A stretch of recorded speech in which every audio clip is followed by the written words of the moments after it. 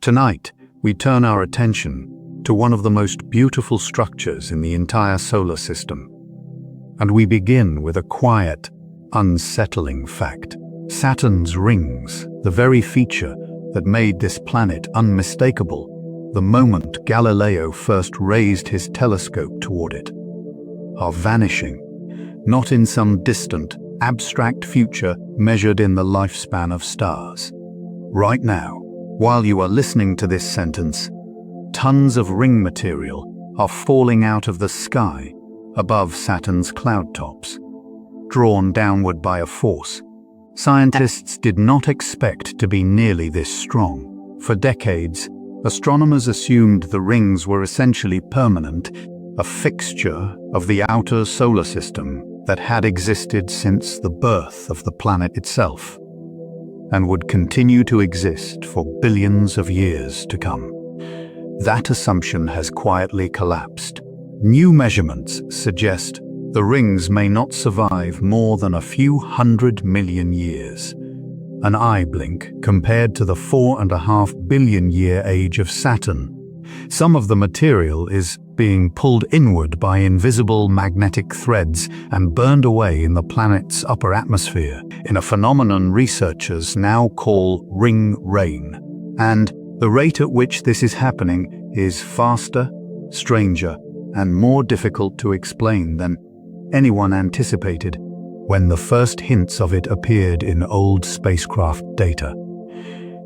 If the rings are disappearing on a timescale this short, it raises an uncomfortable question about timing. Of all the moments in Saturn's multi-billion-year history, we happen to be alive during the narrow window when the rings still exist in their current glorious form. Was this a coincidence? Or is there something about the rings themselves, some hidden clock in their structure, that explains why they appeared relatively recently and why they are now unraveling so quickly? By the time this journey is finished, you will understand what ring rain actually is, how scientists caught it happening, using nothing more than sunlight and a very sensitive spectrograph, why the Cassini spacecraft's final, daring dive through the gap between Saturn and its rings rewrote the story of their age, and why some researchers now believe we are living through the final act of one of the solar system's most spectacular natural structures. To understand how something so massive could simply fall out of the sky, we first need to understand what the rings actually are, because the popular image of them is not quite right. Saturn's rings are not solid. They are not a single sheet of material wrapped around the planet like a hoop. They are an almost impossibly thin disk made of countless individual particles, ranging from grains of ice, as small as dust, to boulders the size of a house, all orbiting Saturn independently, all obeying the same physics that keeps the moon circling Earth. Most of that material, somewhere around 99% by composition, is water ice. The rest is a scattering of rocky debris and organic compounds that give portions of the rings a faint reddish or golden tint when sunlight catches them at the right angle. The scale of the rings is where the story becomes difficult for the human mind to hold on to. From edge to edge, the main ring system stretches across roughly 280,000 kilometers, wider than the distance between Earth and the Moon, wider even, in places, than 70 Earths lined up side by side. And yet, despite that staggering width, the rings themselves are almost unbelievably thin. In most locations, the vertical thickness of the ring plane is measured not in kilometers, but in mere tens of meters, occasionally less. If you could shrink Saturn's rings down to the width of a large dinner plate, their thickness would be thinner than a single sheet of paper. Nothing else in the observable solar system combines that kind of horizontal vastness with that kind of vertical delicacy. That contradiction, enormous in one dimension and razor-thin in another, is part of why the rings have fascinated observers since the earliest days of the telescope. In 1610, Galileo Galilei pointed his primitive instrument at Saturn and saw something his equipment could not resolve properly. He described the planet as having two large companions on either side, almost like handles on a jug. His telescope simply lacked the resolving power to reveal what was actually there.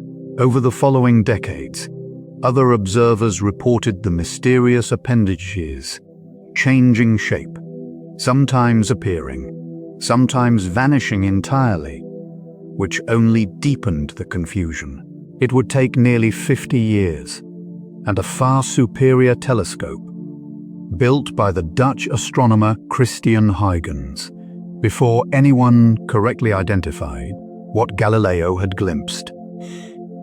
In 1655, Huygens proposed that Saturn was surrounded by a thin, flat ring, detached from the planet and inclined to its orbit, which explained why the shape appeared to change. As Saturn moved around the Sun and presented the ring at different angles to Earth. Even after Huygens solved that mystery, new ones kept appearing. In 1675, the astronomer Giovanni Domenico Cassini noticed a dark gap splitting what had been assumed to be a single ring into two distinct regions. That gap now bears his name, the Cassini division, and it turned out to be the first clue that the rings were not a uniform structure at all, but a layered, gapped, astonishingly intricate system shaped by forces that would not be understood for another 3 centuries. It is worth sitting with that history for a moment, because it tells us something important about how this entire investigation has unfolded. Every generation of astronomers who studied Saturn's rings believed they had finally understood them, and every generation was wrong in some way that the next generation of instruments would reveal. That pattern has not stopped. It is happening again right now, and the discovery driving it is one of the strangest in the history of planetary science. The first hint that something was falling out of Saturn's rings and into the planet itself did not come from a dramatic, headline-grabbing observation. It came from something almost mundane, a puzzling set of measurements collected decades apart from 2 very different missions that simply refused to agree with each other. In 1980 and 1981, NASA's twin Voyager spacecraft flew past Saturn on their way toward the outer solar system, capturing the first truly detailed data on the planet's atmosphere, its magnetic field, and its rings. Among the instruments aboard was a device designed to measure the ionosphere, the electrically charged upper layer of Saturn's atmosphere. The Voyager data showed something odd.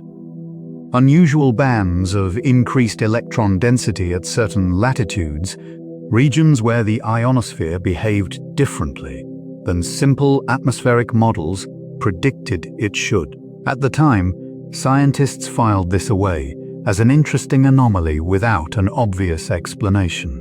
There was no reason to connect atmospheric electron density with the rings, which sat, as far as anyone understood, in a stable, largely self-contained orbit tens of thousands of kilometers above the cloud tops. The rings were assumed to be a closed system. What happened in the rings stayed in the rings. That assumption began to crack in the years that followed, as researchers slowly built a case that Saturn's powerful magnetic field might be doing something nobody had anticipated, reaching up into the ring plane, capturing electrically charged ice particles, and funneling them like water through an invisible drain, down along magnetic field lines, directly into the planet's atmosphere. The idea sounds almost too strange to be real. Saturn's magnetic field is generated deep within the planet by the movement of electrically conductive material in its interior. The same basic principle that generates Earth's magnetic field, only vastly more powerful. That field extends far beyond the visible cloud tops, wrapping the entire planet, including its rings, in an invisible structure of magnetic field lines curving from pole to pole. Under normal circumstances, this field is invisible to us, detectable only with specialized instruments. But its influence on charged particles is real and relentless. Here is where the story connects to something almost poetic. Sunlight itself is part of the mechanism destroying the rings. Saturn's ring particles are made overwhelmingly of water ice, and when ultraviolet light from the sun strikes that ice, along with the constant bombardment of tiny meteoroids no larger than grains of sand, it knocks loose electrically charged particles from the ice surface. Some of these charged particles are ionized water molecules. Some are simply free electrons. Once a ring particle acquires an electric charge, it is no longer purely at the mercy of gravity. It becomes sensitive to the magnetic field surrounding the planet. For a charged particle sitting inside the ring plane, Saturn's magnetic field can act like an invisible hand, tugging it along a curved field line, away from its stable orbital position and downward toward the planet's magnetic poles. Gravity alone would have kept that particle circling Saturn essentially forever. The addition of an electric charge and the magnetic field's grip on that charge changes everything.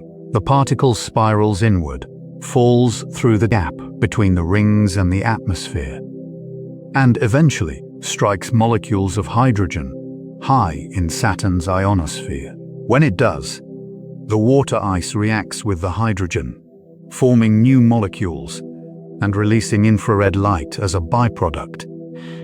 A faint chemical signature detectable from Earth if you know exactly where and how to look.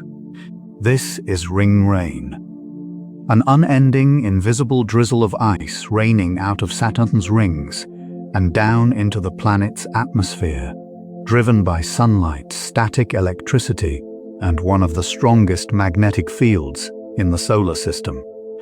For a long time, this remained a theory, elegant but unconfirmed. Turning it from a hypothesis into a measured phenomenon required a very particular kind of astronomical detective work, and it was carried out by a planetary scientist named James O'Donoghue, working with a team of collaborators, using one of the largest telescopes on Earth. The instrument they needed was the Keck Observatory in Hawaii, home to two of the most powerful optical and infrared telescopes ever built, each with a mirror 10 meters across. From their position atop Mauna Kea, high above much of Earth's atmospheric interference, the team pointed the telescope's spectrograph at Saturn and searched for a very specific kind of infrared glow, produced by a molecule called triatomic hydrogen, or H3+. Triatomic hydrogen is created naturally in a planet's ionosphere, but its brightness and distribution can be altered by the presence of water, because ring rain deposits water ice into Saturn's upper atmosphere. The team predicted that the regions where ring rain was falling most heavily should show a measurable dimming or alteration in that H3+ emission, a kind of chemical fingerprint left behind by material that had no business being there if the rings were truly a closed, self-contained system. What they found, published in 2018 after years of painstaking observation, matched the old Voyager data astonishingly well. Bands of altered atmospheric chemistry appeared exactly where the magnetic field lines connecting to the rings intersected the atmosphere. The mystery Voyager had stumbled onto nearly 4 decades earlier was not an isolated glitch. It was the atmospheric signature of an ongoing, planet-wide rainstorm made of ice, falling continuously from one of the most iconic structures in the solar system. And then came the number that turned this from an interesting curiosity into something approaching alarm. Based on the amount of material the team calculated was raining down at Saturn's mid-latitudes alone, the rings appeared to be losing somewhere in the range of 10,000 kilograms of material per second. To make that number feel real rather than abstract, imagine enough water to fill an Olympic-sized swimming pool, draining out of the rings roughly every half hour, disappearing into Saturn's atmosphere, gone forever from the ring system. At that rate, applied across the full ring system and projected forward, the researchers estimated the rings could be entirely gone within somewhere between 100 million and 300 million years, a figure dramatically shorter than the 4.5 billion year age of Saturn itself. Let that contrast settle for a moment. If Saturn's entire history were compressed into a single 24-hour day, the rings, in their current form, might only exist for the final few minutes. That estimate alone would have been enough to reshape how planetary scientists thought about ring systems, but it turned out to be only part of the story, because ring rain, as dramatic as it is not the only way Saturn is losing its rings. There is a second mechanism at work, one that only became fully clear when a spacecraft did something no mission had ever attempted before. Threading itself through the narrow, largely unmapped gap between Saturn's cloud tops and the innermost edge of its rings, again and again, 22 times, in a sequence of maneuvers so daring that the mission's own engineers described the plan with a mixture of excitement and quiet dread. That mission was Cassini, and its final chapter would not only confirm that Saturn's rings were disappearing, it would help answer a question that had divided planetary scientists for generations. How old are these rings, really? And did their almost impossibly bright, clean appearance mean they were something surprisingly young? If you enjoy spending these quiet hours drifting through the mysteries hidden in our own solar system, you're always welcome to leave a like and subscribe so you can join us for the next journey out among the planets and the strange, slow processes that shape them. And now, as we move closer to the moment when a spacecraft dove between a planet and its rings for the very first time, an even bigger question begins to take shape. Were Saturn's rings really as old as the planet itself? Or were we looking at something far younger and far more temporary than anyone had dared to suggest? Cassini arrived at Saturn in 2004 after a 7-year journey across the solar system and spent the following 13 years in orbit, transforming our understanding of the ringed planet and its extraordinary family of moons. It photographed geysers erupting from the icy moon Enceladus, mapped the methane lakes of Titan, and sent back images of Saturn's rings in a level of detail no human being had ever seen. But as the mission neared its end, with the spacecraft's fuel supply running low, mission planners faced a decision. They could let Cassini drift indefinitely, risking an eventual uncontrolled crash into one of Saturn's potentially life-harboring moons, contaminating a pristine environment with Earth microbes that might have survived the journey.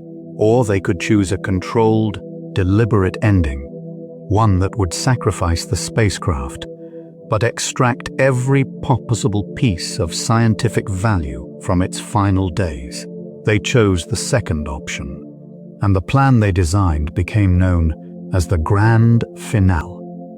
Beginning in April 2017, Cassini was directed into a series of orbits, unlike anything attempted before. Instead of orbiting safely outside the rings, the spacecraft was sent plunging repeatedly through the narrow gap between Saturn's uppermost atmosphere and the innermost edge of the D ring, a gap roughly 2,000 kilometers wide. No spacecraft had ever passed through that region. Nobody was entirely certain what was there.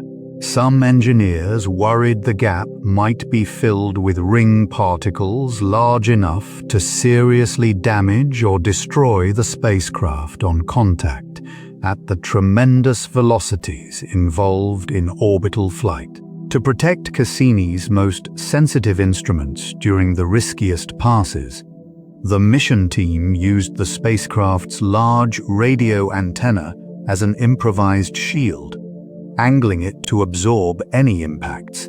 22 times, Cassini threaded that needle, and 22 times it survived, gathering data that had simply never existed before.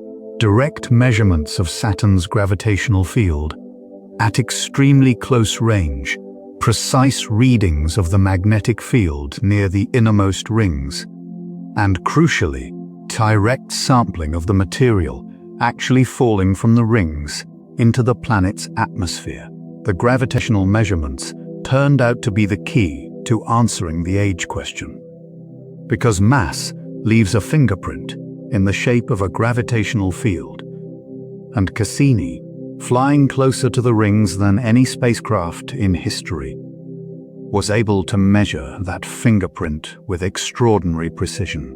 For decades, estimates of the total mass of Saturn's rings had varied widely, in part because earlier measurements were taken from much greater distances where the rings' gravitational influence was harder to separate from the overwhelming pull of the planet itself. Some earlier calculations suggested the rings were massive enough, potentially comparable to a large icy moon in total material, that they could plausibly have formed billions of years ago during the same violent debris-filled period when Saturn's other moons were assembling out of the early solar system's leftover material. If the rings were that massive and that old, their pristine, brilliant appearance would have been something of a mystery in itself, since billions of years of micrometeorite bombardment and darkening from space dust should have left them looking considerably dirtier and less reflective than they do. Cassini's close-range gravitational data resolved the uncertainty. The rings turned out to be far less massive than the higher historical estimates had suggested, roughly equivalent to the mass of Saturn's moon Mimas, a modest icy body only a few hundred kilometers across. A ring system with that comparatively small amount of material simply could not have survived, unchanged, for 4.5 billion years, while being continuously eroded by micrometeorite impacts and, as the ring rain discovery had just revealed, steadily drained by the planet's magnetic field. The math did not work if the rings were ancient. It worked far more comfortably if the rings were young, cosmically speaking, perhaps having formed anywhere from 10 million to a few 100 million years ago, a blink of an eye compared to the age of the solar system itself. This finding collided directly with an older, more comfortable picture that many scientists had held for years. The idea that Saturn's rings were essentially primordial, an unbroken remnant of the same process that built the planet and its moons at the dawn of the solar system. If that had been true, the rings would be ancient monuments, structures that had watched nearly the entire history of our solar system unfold from their vantage point around Saturn. Instead, the newer evidence painted a very different picture. The rings might be relatively recent arrivals, and quite possibly they are also nearing the end of their story, rather than standing at some early, stable middle chapter. If the rings are young, then something must have created them relatively recently. And this is where the investigation takes an unexpected turn. Because forming a ring system as large, as bright, and as icy as Saturn's is not simple. It requires a specific kind of catastrophe. The leading hypothesis, favored by many researchers following the Cassini findings, involves the destruction of an icy moon. According to this scenario, sometime within the past few 100 million years, an object, perhaps a moon similar in size to some of Saturn's smaller current satellites, wandered too close to the planet. As it approached, Saturn's powerful gravity began to stretch and stress the object, pulling harder on the near side than the far side. A tidal force capable of tearing a loosely bound body apart entirely if it crosses a critical distance known as the Roche limit. Inside that limit, the differential pull of gravity across an object's diameter can exceed the object's own gravitational and structural cohesion, ripping it into fragments. If an icy moon crossed that boundary, whether through a gradual orbital decay, a violent collision with another body, or a passing comet's gravitational disturbance, nudging it inward, the result would have been catastrophic. A moon shattering into an enormous cloud of ice and rock, spreading out into a disk and gradually flattening under the influence of Saturn's gravity, and repeated particle collisions into the thin, wide structure we now call the rings. This hypothesis elegantly explains several puzzling features of the ring system at once. It explains why the rings are made almost entirely of clean, bright water ice, since a shattered icy moon would produce exactly that kind of debris. It explains why the total mass of the rings is roughly comparable to a single mid-sized moon, since that moon's material would now be the rings themselves. And it explains why the rings appear so strikingly clean and reflective rather than darkened by billions of years of space weathering, because they simply have not been exposed to that weathering for very long. There is something genuinely strange about sitting with this idea. The rings that inspired Galileo's confusion, that Huygens correctly identified, that Cassini spent 13 years studying in extraordinary detail, may be the wreckage of a destroyed world, a moon that no longer exists in any recognizable form. Its material spread into a glittering halo that we have mistaken for centuries as a permanent and ancient feature of the planet. But not every researcher agrees that a single shattered moon is the full explanation. And this is one of the places where the science remains genuinely, actively unresolved. Some scientists have proposed alternative or complementary mechanisms. One idea suggests that Saturn's rings may have formed, or at least been significantly refreshed, through a collision between two smaller icy bodies that happened to cross paths near the planet, rather than the destruction of a single large moon.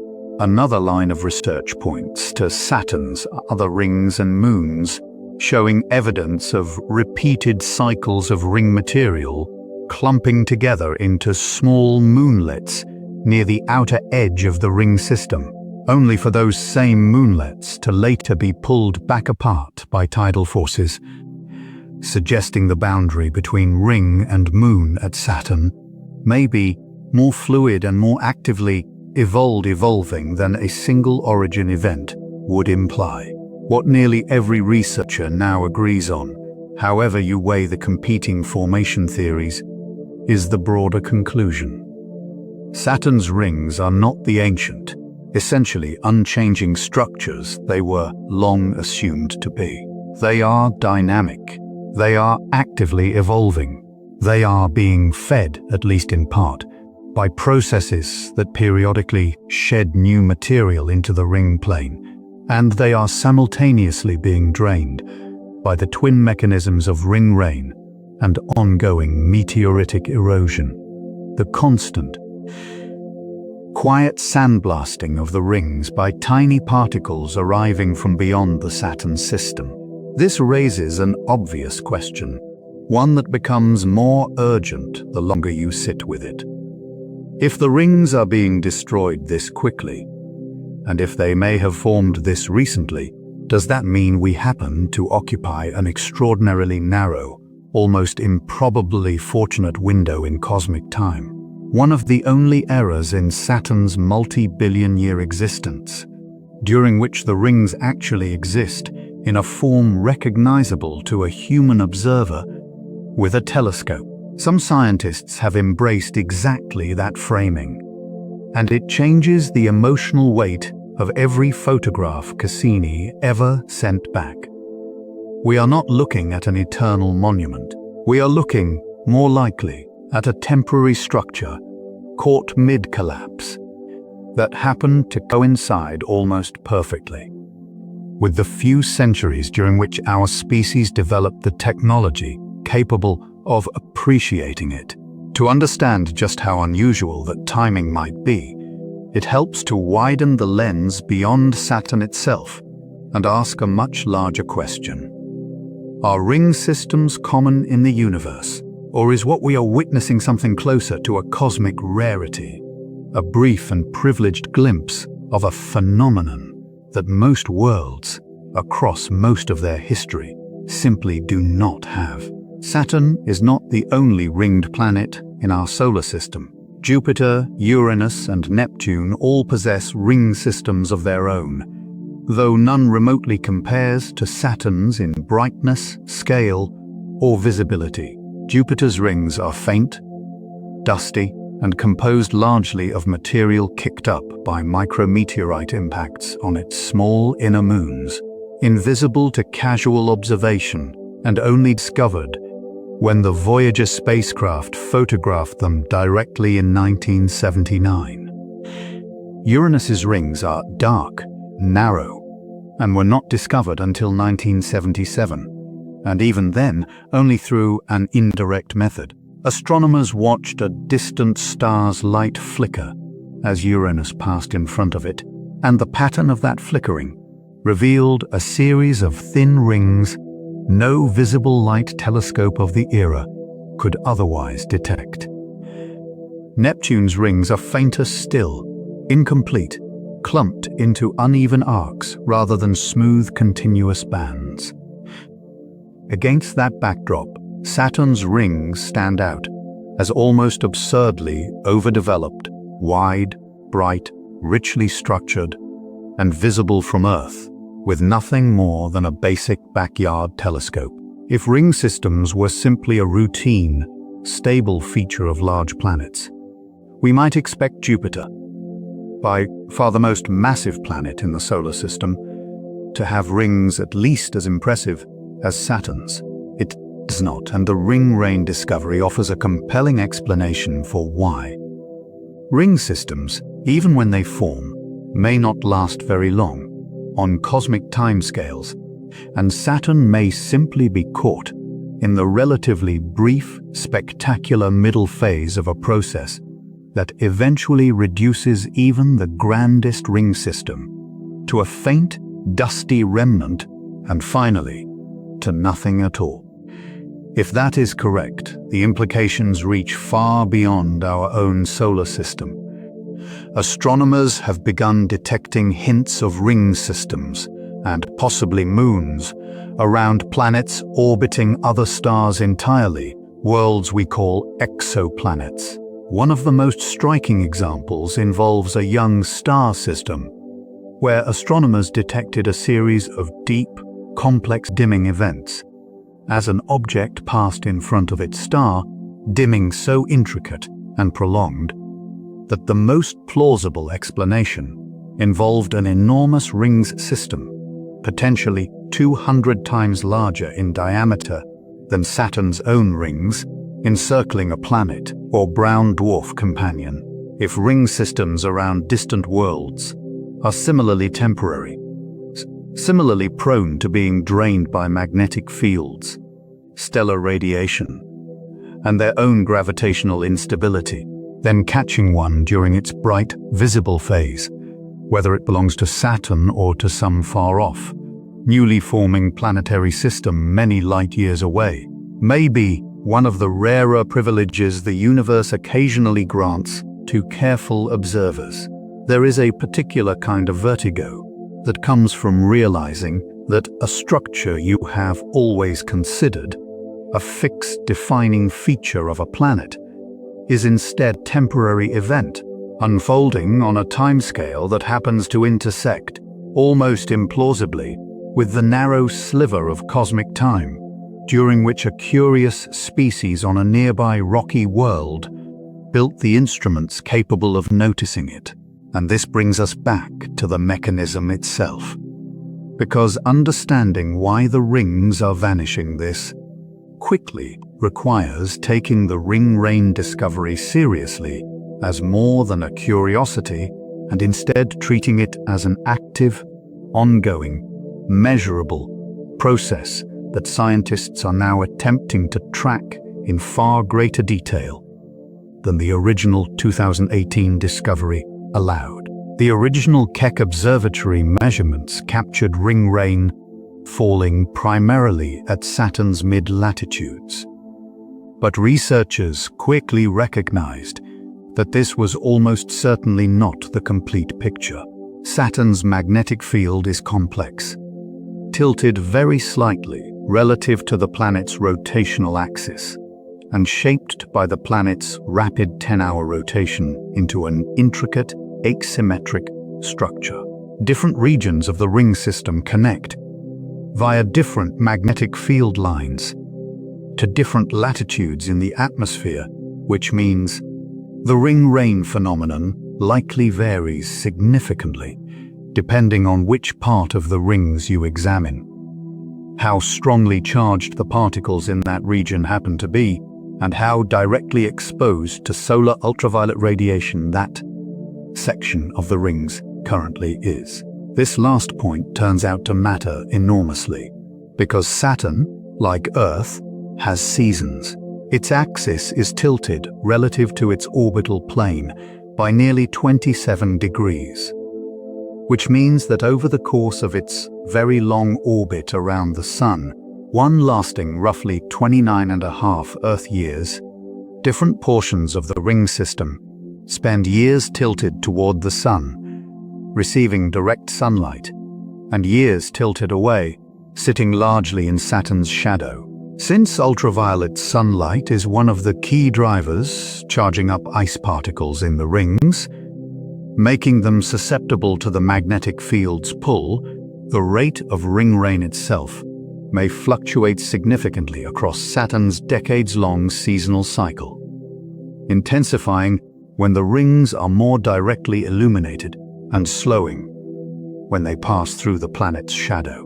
This seasonal variability adds a genuinely fascinating wrinkle to the story, because it means the 10,000 kilogram per second estimate from the original study, dramatic as it already was, may not represent a constant, unchanging rate at all. It may represent a single snapshot, taken during one particular phase of a decades-long cycle.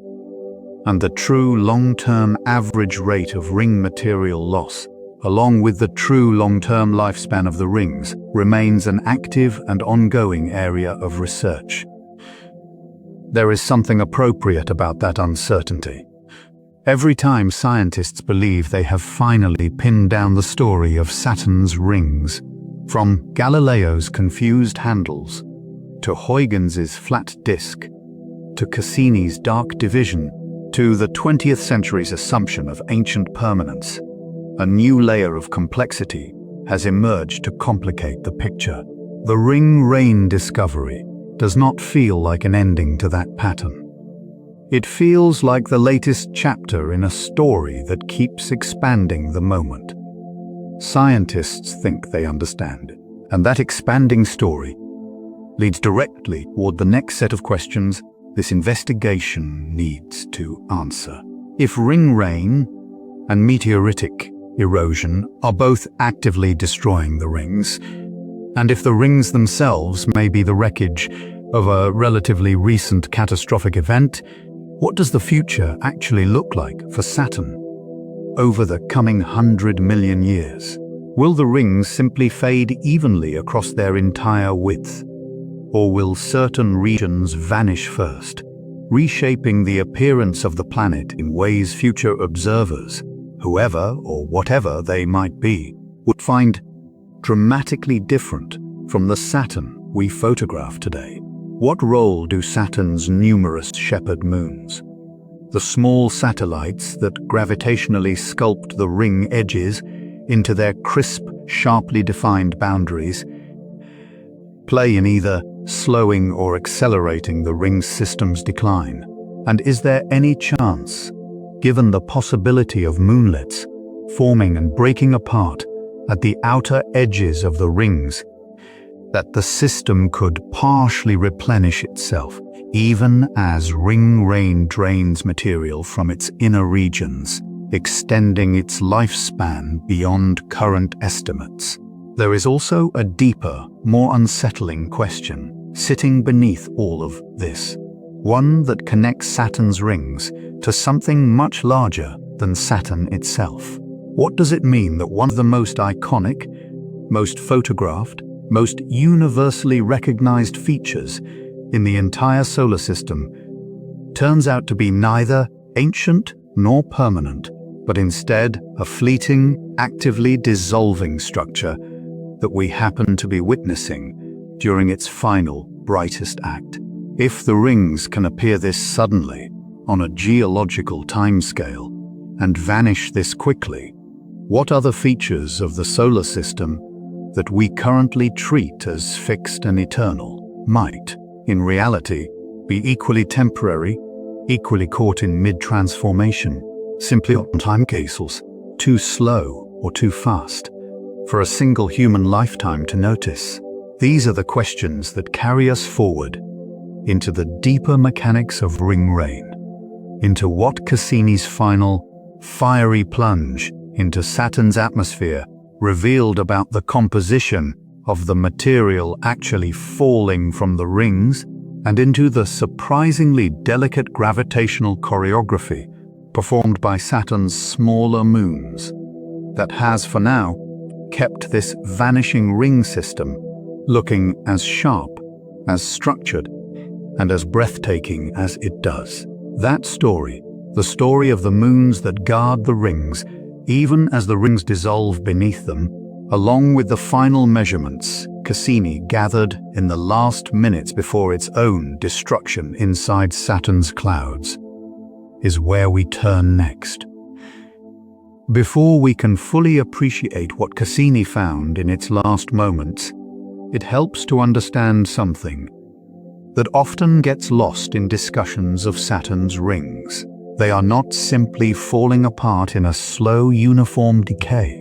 They are, in a very real sense, being actively maintained, shaped, and defended by a small population of moons, so precisely positioned that removing even one of them would visibly alter the appearance of the ring system within a matter of years.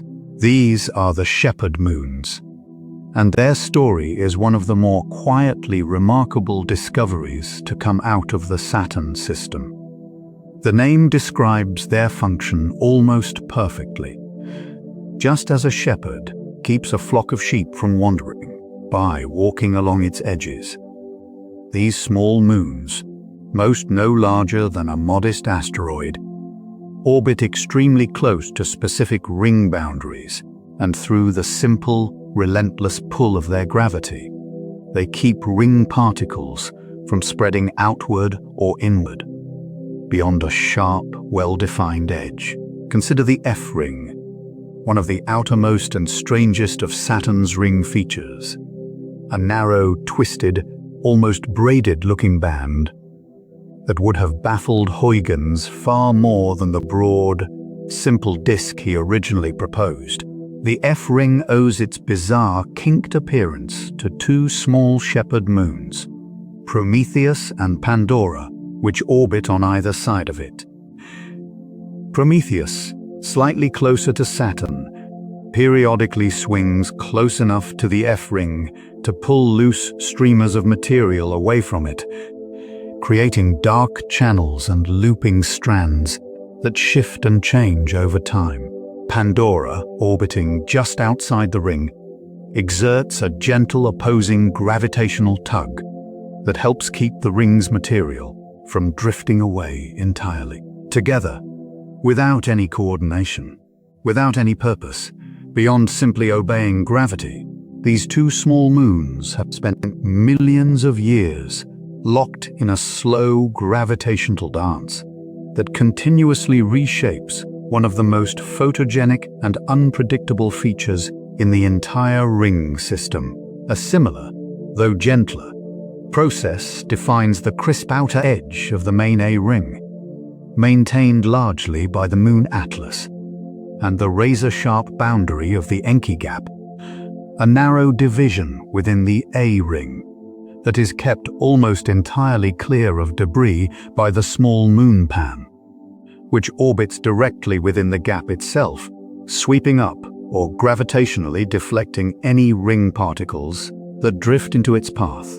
Pan's presence inside the Encke gap is so precise and so consistent that its gravitational influence produces visible wave patterns rippling outward into the surrounding ring material, delicate scalloped edges that Cassini's cameras captured in extraordinary detail. Evidence of a small moon's gravity gently combing the ring material into place, particle by particle, orbit after orbit.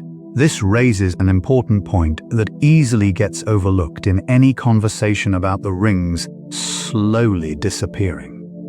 The same fine, sharp structure that makes Saturn's rings so visually striking, the crisp divisions, the narrow gaps, the tightly confined F-ring, is not a static leftover from the ring's formation.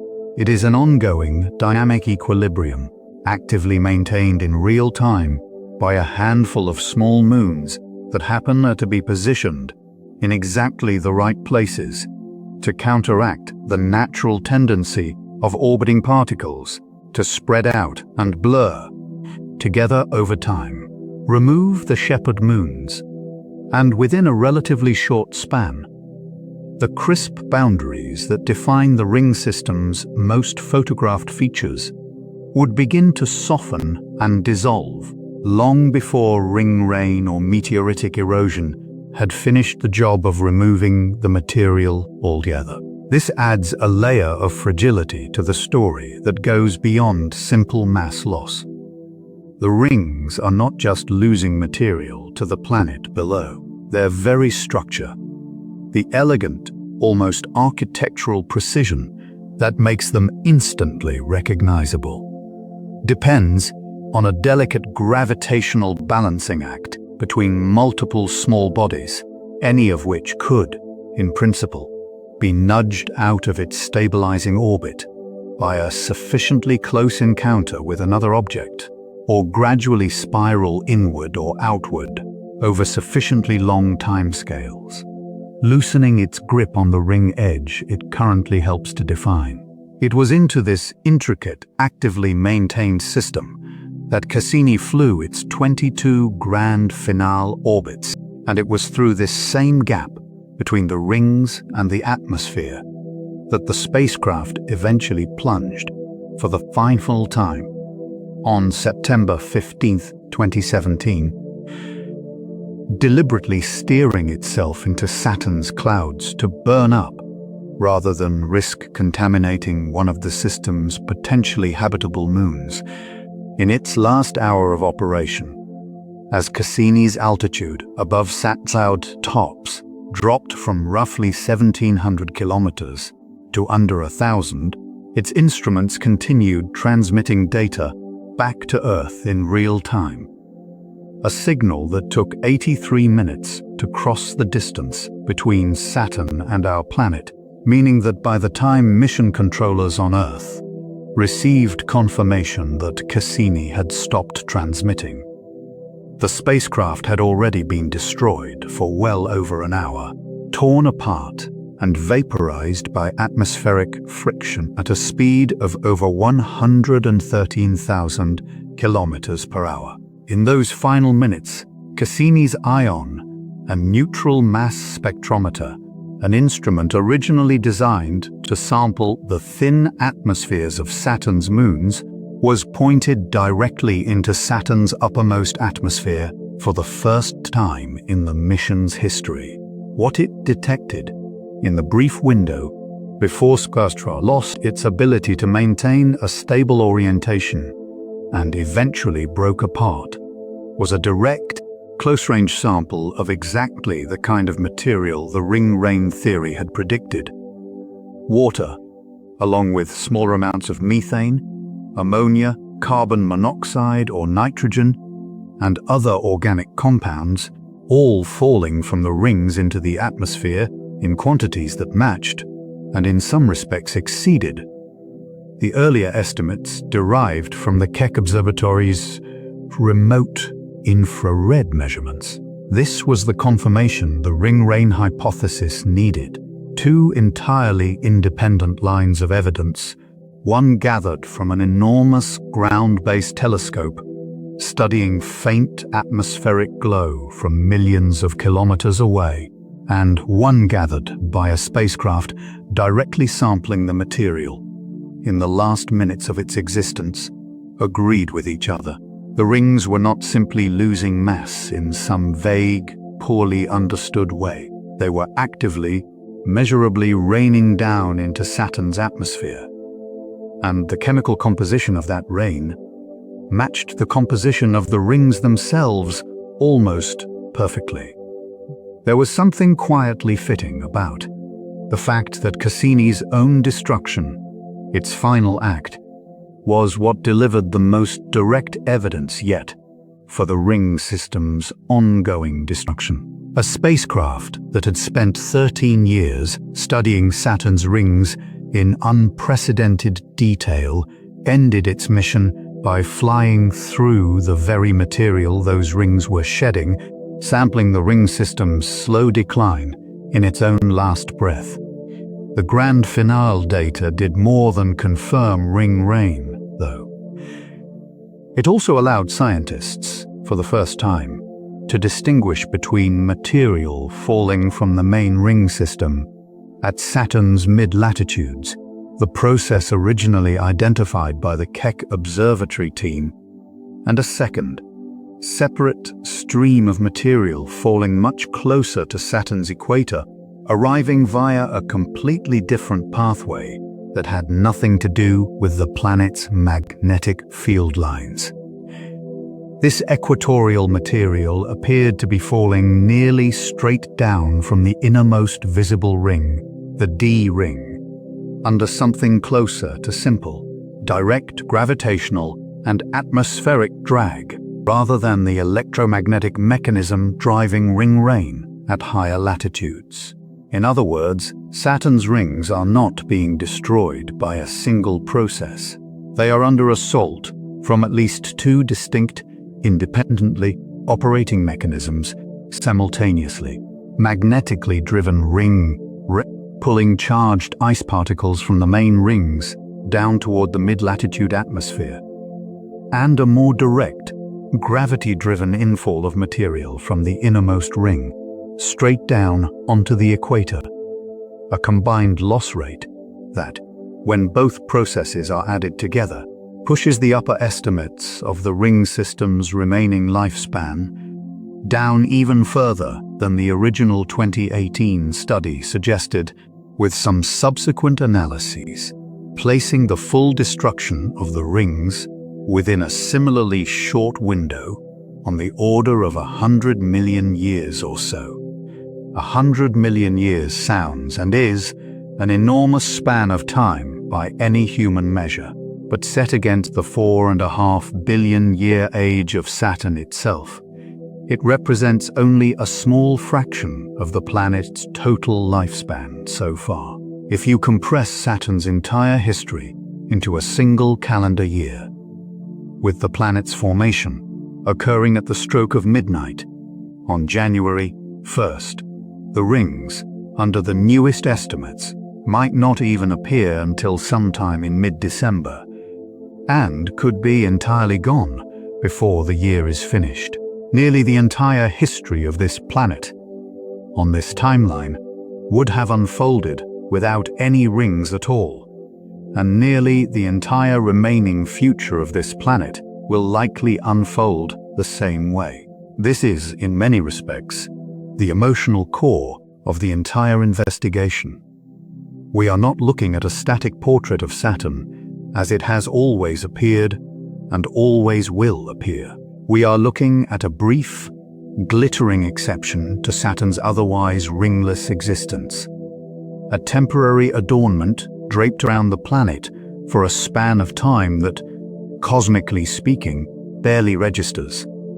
And that happens to overlap almost perfectly with a few hundred years during which a species on a small nearby world developed the curiosity, the mathematics, and the instruments necessary to notice, to measure, and eventually to understand what they were looking at. There is a particular kind of humility built into that realization. Every photograph of Saturn ever taken, from Galileo's confused sketches to the sharpest images Cassini ever captured, represents a narrow sliver of time within a narrow sliver of time. A brief flash within an already brief flash, cosmically speaking, sandwiched between a ringless past, stretching back over 4 billion years, and a likely ringless future, stretching forward for the remainder of the solar system's existence. If any observer, at any other point in Saturn's history, had looked toward this planet, they would very likely have seen nothing but a plain, banded gas giant, indistinguishable in its basic appearance from countless other giant planets scattered throughout the galaxy. Only now, only during this narrow window, does Saturn wear the halo that has made it instantly recognizable across human culture, appearing in textbooks, artwork, mission patches, and the collective imagination of nearly everyone who has ever looked up and wondered what else might be out there. This timing raises a question that reaches beyond planetary science and into something closer to cosmic probability.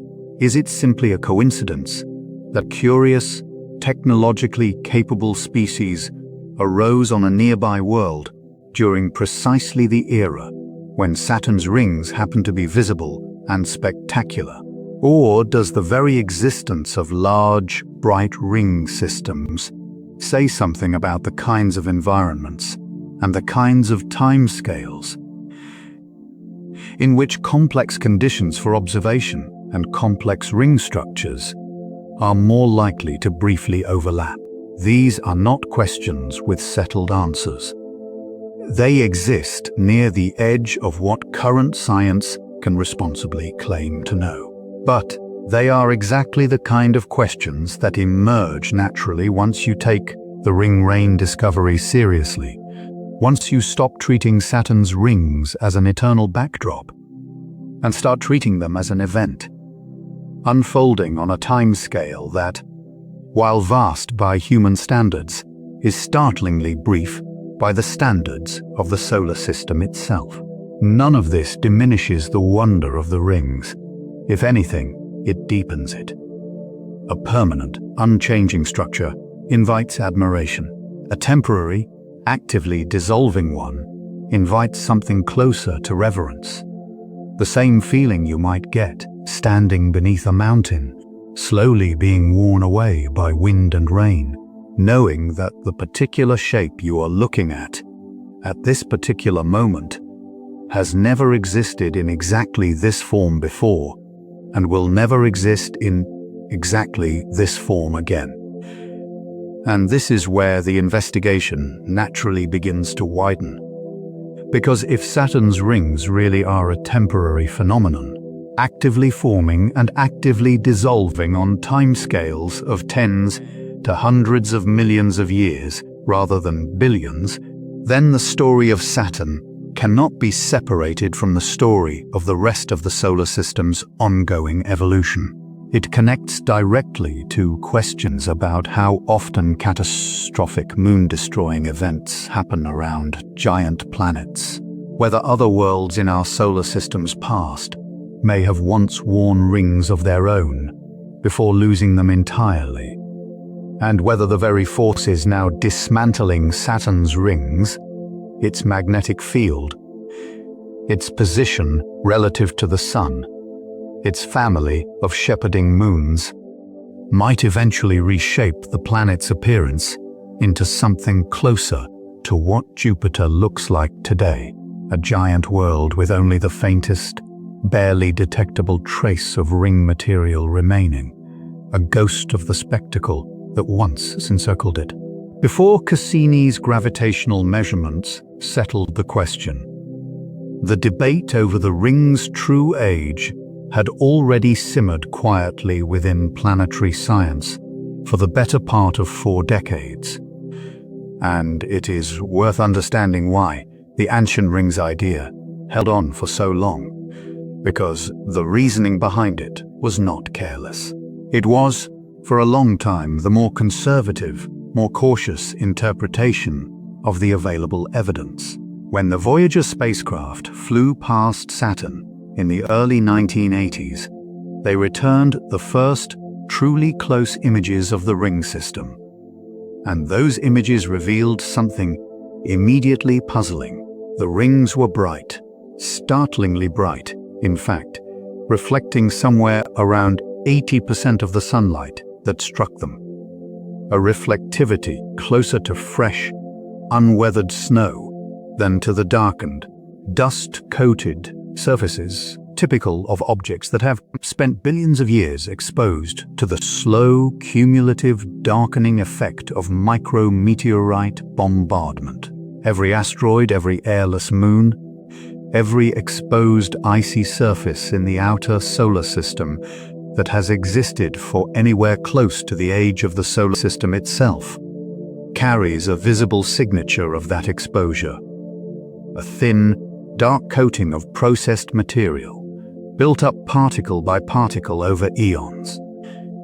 Saturn's rings, by contrast, looked almost freshly fallen, and that observation alone was enough to make some scientists suspect the rings might be far younger than the planet they orbited. But an equally reasonable counter-argument existed, and for many years it carried more weight.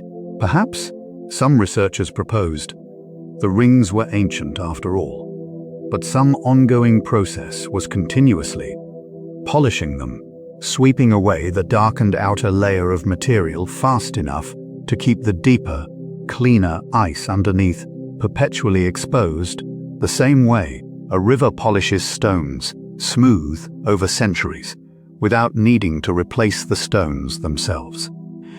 Under this interpretation, the rings could, in principle, be original, primordial structures, 4.5 billion years old, kept perpetually bright not because they were young, but because some erosive process was continuously refreshing their surface. This is precisely why the ring rain discovery mattered so much more than it might initially seem. It was not simply evidence that the rings were losing mass.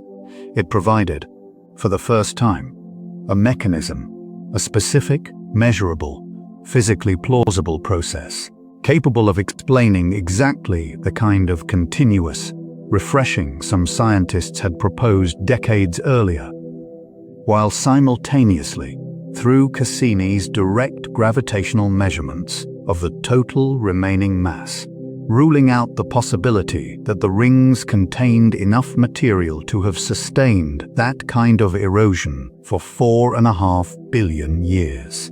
The two pieces of evidence did not simply coexist. They resolved each other. The rings were bright because they were being actively eroded, exactly as the older polishing hypothesis had guessed. But the polishing was happening so efficiently, and the total remaining reservoir of material was so comparatively small, that the ancient rings interpretation could no longer be sustained. The rings were both being refreshed and being destroyed by the same underlying process, and the timescale for that process, once properly measured, pointed toward youth rather than antiquity. It helps at this point to draw a contrast, with another feature of the Saturn system that behaves almost like a mirror image of the ring-rain story, because it demonstrates that material falling into a planet and material actively renewing a ring are not opposites. They can be two versions of the same underlying physics, playing out in different locations around the same world. Far beyond the main ring system, well outside the orbit of the moon Enceladus, lies a faint, diffuse structure known as the E-ring, so thin and so spread out that it is essentially invisible without specialized long-exposure imaging. Unlike the bright, dense main rings, the E-ring is not the wreckage of a shattered moon. It is actively, continuously replenished, fed by geysers of water, ice erupting from cracks near the south pole of Enceladus, a small, otherwise unremarkable moon that turned out, when Cassini flew close enough to examine it directly, to be hiding a global ocean of liquid water beneath its icy crust. Tidal flexing, caused by Enceladus's slightly elliptical orbit around Saturn, generates enough internal heat to keep that ocean liquid and to drive powerful plumes of water vapor and ice grains erupting out into space through fissures nicknamed the Tiger Stripes. A significant portion of that ejected material escapes Enceladus's weak gravity entirely and spreads out into orbit around Saturn, forming the E-ring, a structure that is, in its own way, just as dynamic and just as actively fed as the main rings are actively drained. Saturn, in other words, hosts two dramatically different kinds of ring behavior simultaneously. An outer ring being continuously built from fresh material erupting out of an icy ocean moon, and an inner ring system being continuously destroyed by material raining down into the planet's own atmosphere. Between these two extremes sits the enormous, ancient-looking, but surprisingly young main ring system, caught in the long, slow middle of its own particular story, being polished, drained, and shepherded all at once. This contrast matters because it reframes the entire question of what a ring system actually is. It is tempting to think of rings as static objects, features a planet either has or does not have, the way a planet either has a particular number of moons or does not. The Enceladus and ring-rain discoveries, taken together, suggest something closer to the opposite. Ring systems are processes, ongoing balances between material being added and material being removed. Structures that exist only for as long as the rate of replenishment. However that replenishment occurs, whether through cometary impacts, shattered moons, or icy geysers, manages to outpace the rate of loss driven by magnetic fields, radiation, and gravity. Change any one variable in that balance, speed up the loss, slow down the replenishment, and a ring system's entire visible lifespan can shift by hundreds of millions of years. Since Cassini's mission ended, researchers have not simply been sitting with the numbers the spacecraft left behind. They have been actively working to narrow the uncertainty around them.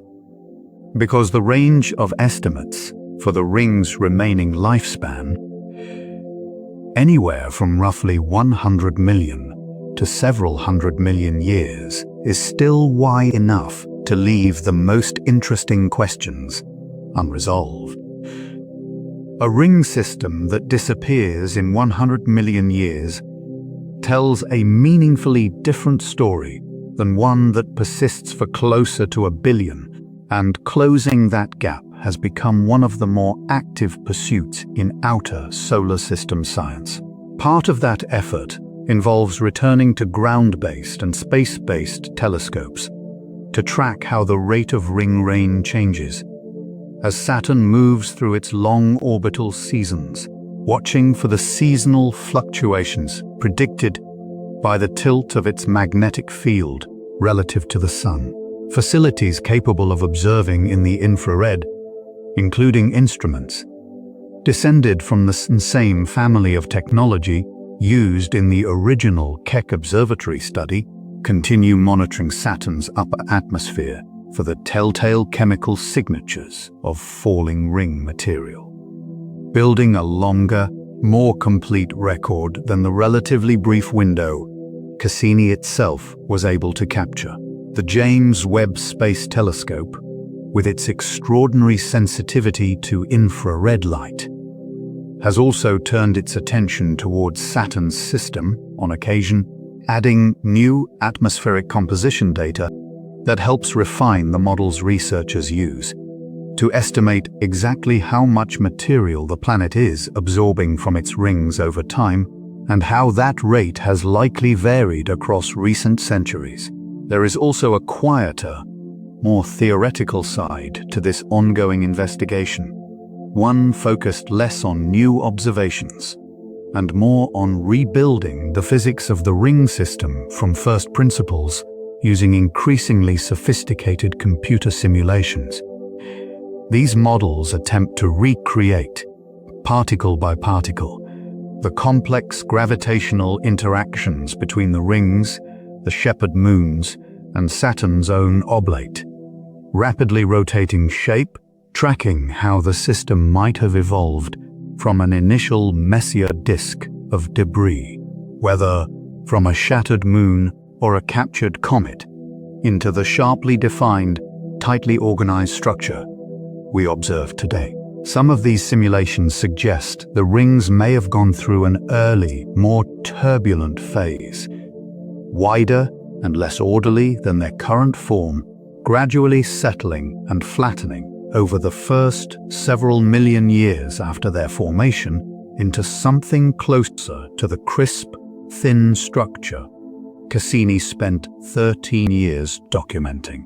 Other research groups have approached the mystery from an entirely different angle, by asking what should happen to Saturn's other rings.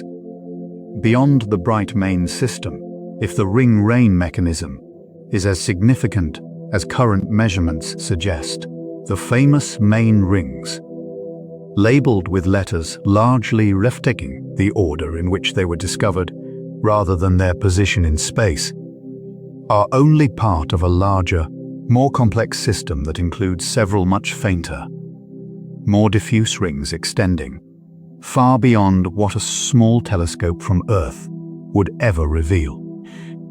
If ring rain and related magnetic effects are steadily draining material from these fainter outer structures as well, their long-term fate may diverge significantly from that of the bright main rings, potentially surviving longer or vanishing sooner, depending on how directly they connect to Saturn's magnetic field lines and how exposed they remain to the solar wind and micrometeorite bombardment that continue to sculpt the entire system. None of this ongoing research has overturned the central conclusion.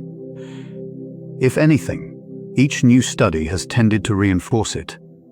Saturn's rings are young by the standards of the solar system They are actively being destroyed by more than one independent process, working simultaneously, and the window during which they exist in a form recognizable to a human observer is short enough that it makes sense to think of the rings not as a permanent feature of the planet, but as a phase, a chapter, a temporary and specific configuration of ice and rock that happened to assemble itself into something extraordinary during precisely the span of time when it could be seen, studied, and by creatures capable of building telescopes and spacecraft. That broader question of what happens after the rings are gone, and what Saturn's slow transformation tells us about the hidden, ongoing changes shaping every planet in the solar system, is where the next part of this journey will take us, along with a closer look at exactly how researchers are now racing to measure the ring system's health in far greater detail than ever before, using new observations, new spacecraft proposals, and new mathematical models designed to answer the one question that remains stubbornly, fascinatingly open: not whether Saturn's rings are disappearing, because that much is now firmly established, but precisely how much time we, and everyone who comes after us, actually have left to watch them. Picture it for a moment.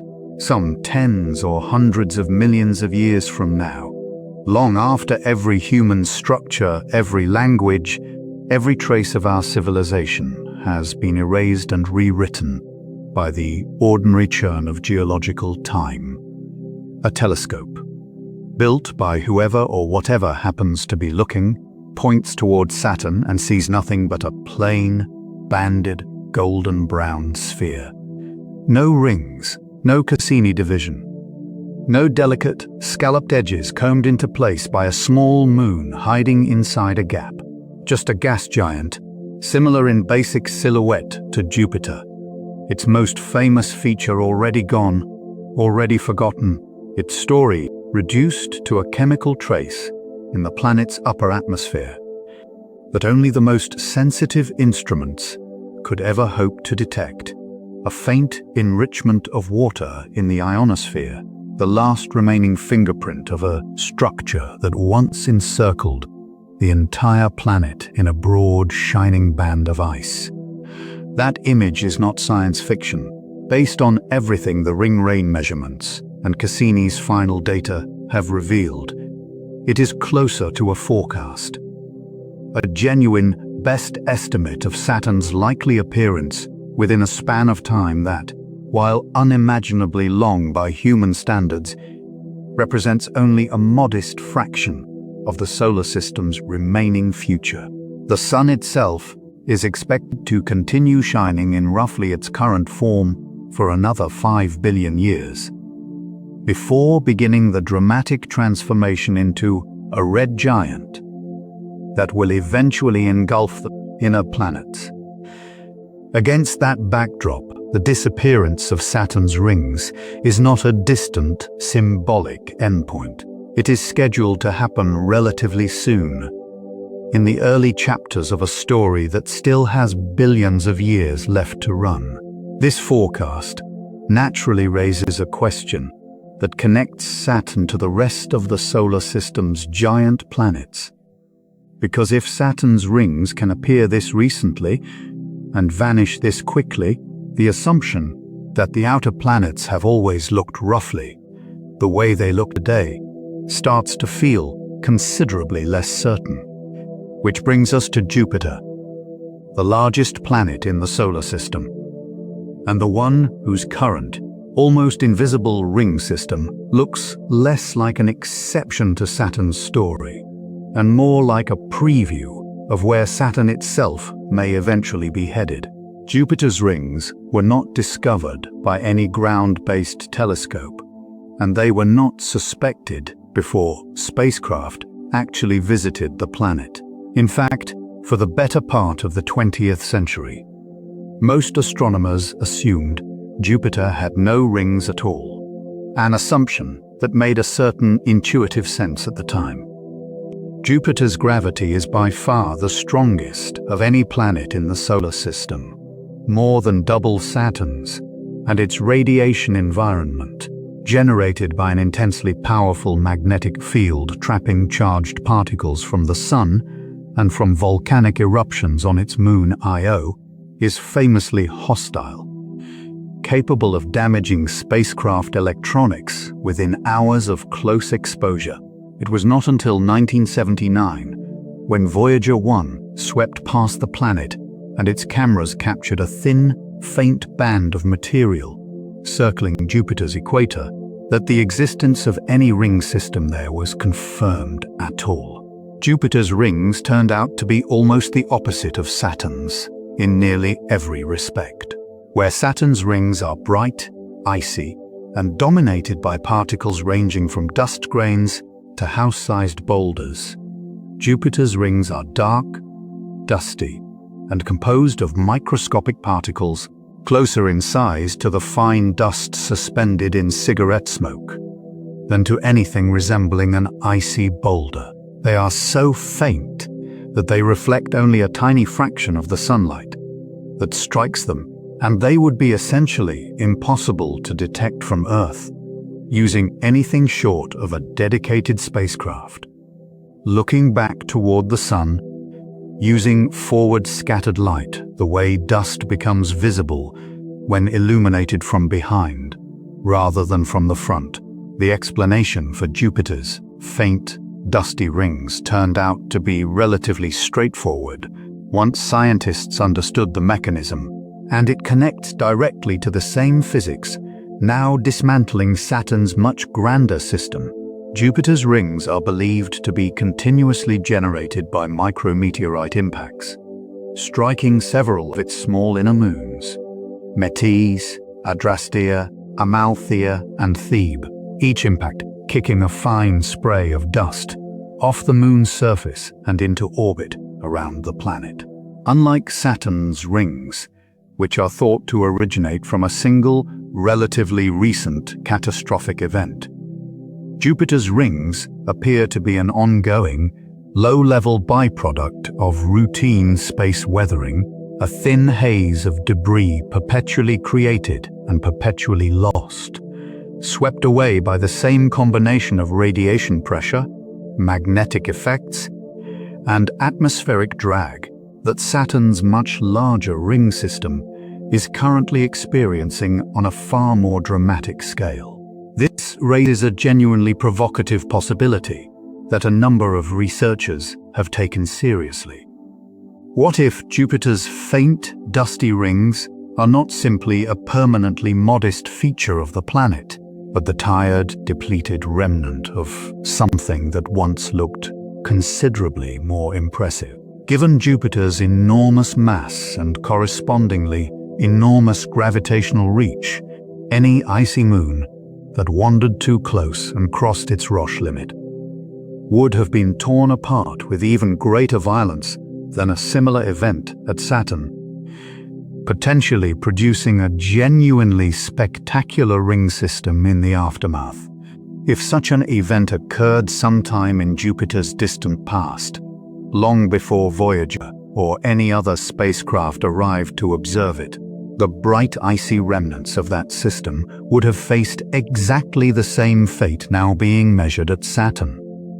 Drained by ring rain, eroded by micrometeorites, and steadily consumed by the planet's own overwhelming magnetic field, a field even stronger than Saturn's own. Given enough time, tens or hundreds of millions of years, a once spectacular Jovian ring system could plausibly have faded into the thin, barely detectable haze. Voyager finally photographed in 1979, leaving behind only the small, battered inner moons that continue to generate a faint trickle of fresh dust today. There is no direct proof that this happened. It remains a hypothesis, one among several competing explanations for why Jupiter's rings look the way they do, but it fits neatly into the broader pattern the ring rain discovery has revealed. Giant planets with strong magnetic fields appear to be remarkably efficient at destroying ring material, far more efficient than anyone assumed before the Cassini era, which means every ring system in the solar system, including the ones we currently observe as faint, unimpressive, or barely detectable, may represent not a stable baseline condition, but simply wherever that particular planet happens to be right now, along its own individual timeline of ring formation and ring destruction. Uranus offers a different, equally suggestive piece of this puzzle. Its rings, discovered accidentally in 1977, when astronomers watching a star pass behind the planet noticed the star's light flickering in a symmetrical pattern. Before and after the main occultation, a signature immediately recognized as evidence of narrow, discrete rings rather than a broad, continuous disk, are dark, narrow, and sharply confined, quite unlike Saturn's broad, icy bands. For years, the darkness of Uranus's rings was taken as evidence of great age. The same reasoning once applied to Saturn's rings, before the reflectivity argument was flipped on its head, the assumption being that billions of years of exposure to cosmic radiation and micrometeorite bombardment had darkened primitive ice and rock into the sooty material now observed. More recent analysis has complicated that picture considerably. Uranus's peculiar physical situation, tilted onto its side with an axial tilt of roughly 98 degrees, likely the result of an ancient, catastrophic collision early in the planet's history, means its rings and moons experience a radiation and illumination environment unlike anywhere else in the solar system, making direct comparisons to Saturn's ring behavior difficult. Some researchers have proposed that Uranus's rings, like Saturn's, may also be considerably younger than the planet itself. Potentially the debris of a moon disrupted relatively recently, their dark coloring, a product of unusual chemistry rather than simple old age. Others maintain that the darker material may simply reflect different compositional origins from the start, carbon-rich rather than ice-rich, requiring less time to reach their current sooty appearance.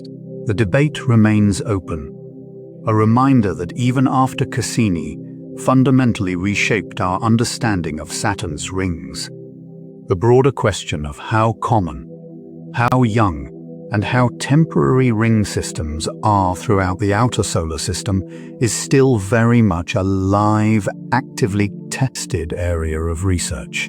Neptune's rings complete this comparative picture and in some ways offer the clearest evidence yet that planetary rings can be caught at wildly different, unstable stages of their own destruction. Unlike Saturn's broad, continuous bands, Neptune's rings are famously incomplete, clumped into dense arcs, rather than smoothly distributed material circling the entire planet. When the arcs were first detected through the same stellar occultation technique used to find Uranus's rings, astronomers were genuinely puzzled by how such an uneven, clumped structure could remain stable at all. Since ordinary orbital mechanics predicts that ring particles should naturally spread out into a uniform band over time, smoothing out any clumps within a relatively short span. The current best explanation involves the gravitational influence of a small nearby moon, Galatea, whose gravity appears to corral the ring particles into these dense, isolated arcs, preventing them from smoothing out, in much the same way Saturn's shepherd moons maintain the sharp edges of the F-ring. But Neptune's arcs have shown something even stranger in the decades since their discovery. they appear to be fading. Comparisons between images captured by Voyager 2 during its 1989 flyby and more recent observations made using powerful ground-based telescopes and the Hubble Space Telescope suggest that at least one of Neptune's named arcs has grown noticeably fainter and possibly begun to break apart. Over a span of only a few decades, an astonishingly short timescale for any kind of change to be visibly detectable at all. If Neptune's ring arcs really are actively dissolving on a timescale of mere decades, it would represent one of the fastest observed rates of ring degradation anywhere in the solar system, a live, real-time demonstration of exactly the kind of instability that the ring rain discovery suggests should be common rather than rare among ring systems generally. Taken together, the four ringed planets of our solar system no longer look like four separate, unrelated curiosities. They look increasingly like four different snapshots of the same underlying process, caught at four different stages: Saturn, wide, bright, and richly structured, likely in the peak, most visible phase of a relatively young ring system. Jupiter, faint, dusty, and dark, possibly the aged, depleted remnant of a system that once looked far more dramatic. Uranus, narrow, dark, and still debated, occupying some uncertain middle ground.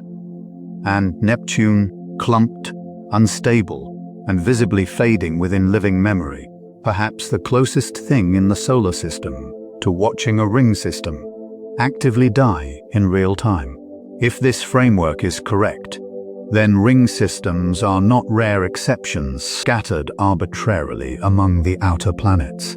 They may be a routine, recurring phase that giant planets pass through repeatedly across their multi-billion-year histories, forming when a moon is destroyed or a comet is captured, shining brilliantly for a relatively brief window measured in tens or hundreds of millions of years, and then fading back into near invisibility as ring rain, radiation, and gravity slowly dismantle them, only to potentially form again someday, if another unlucky moon or wandering comet crosses too close to the planet at some future point in its long history.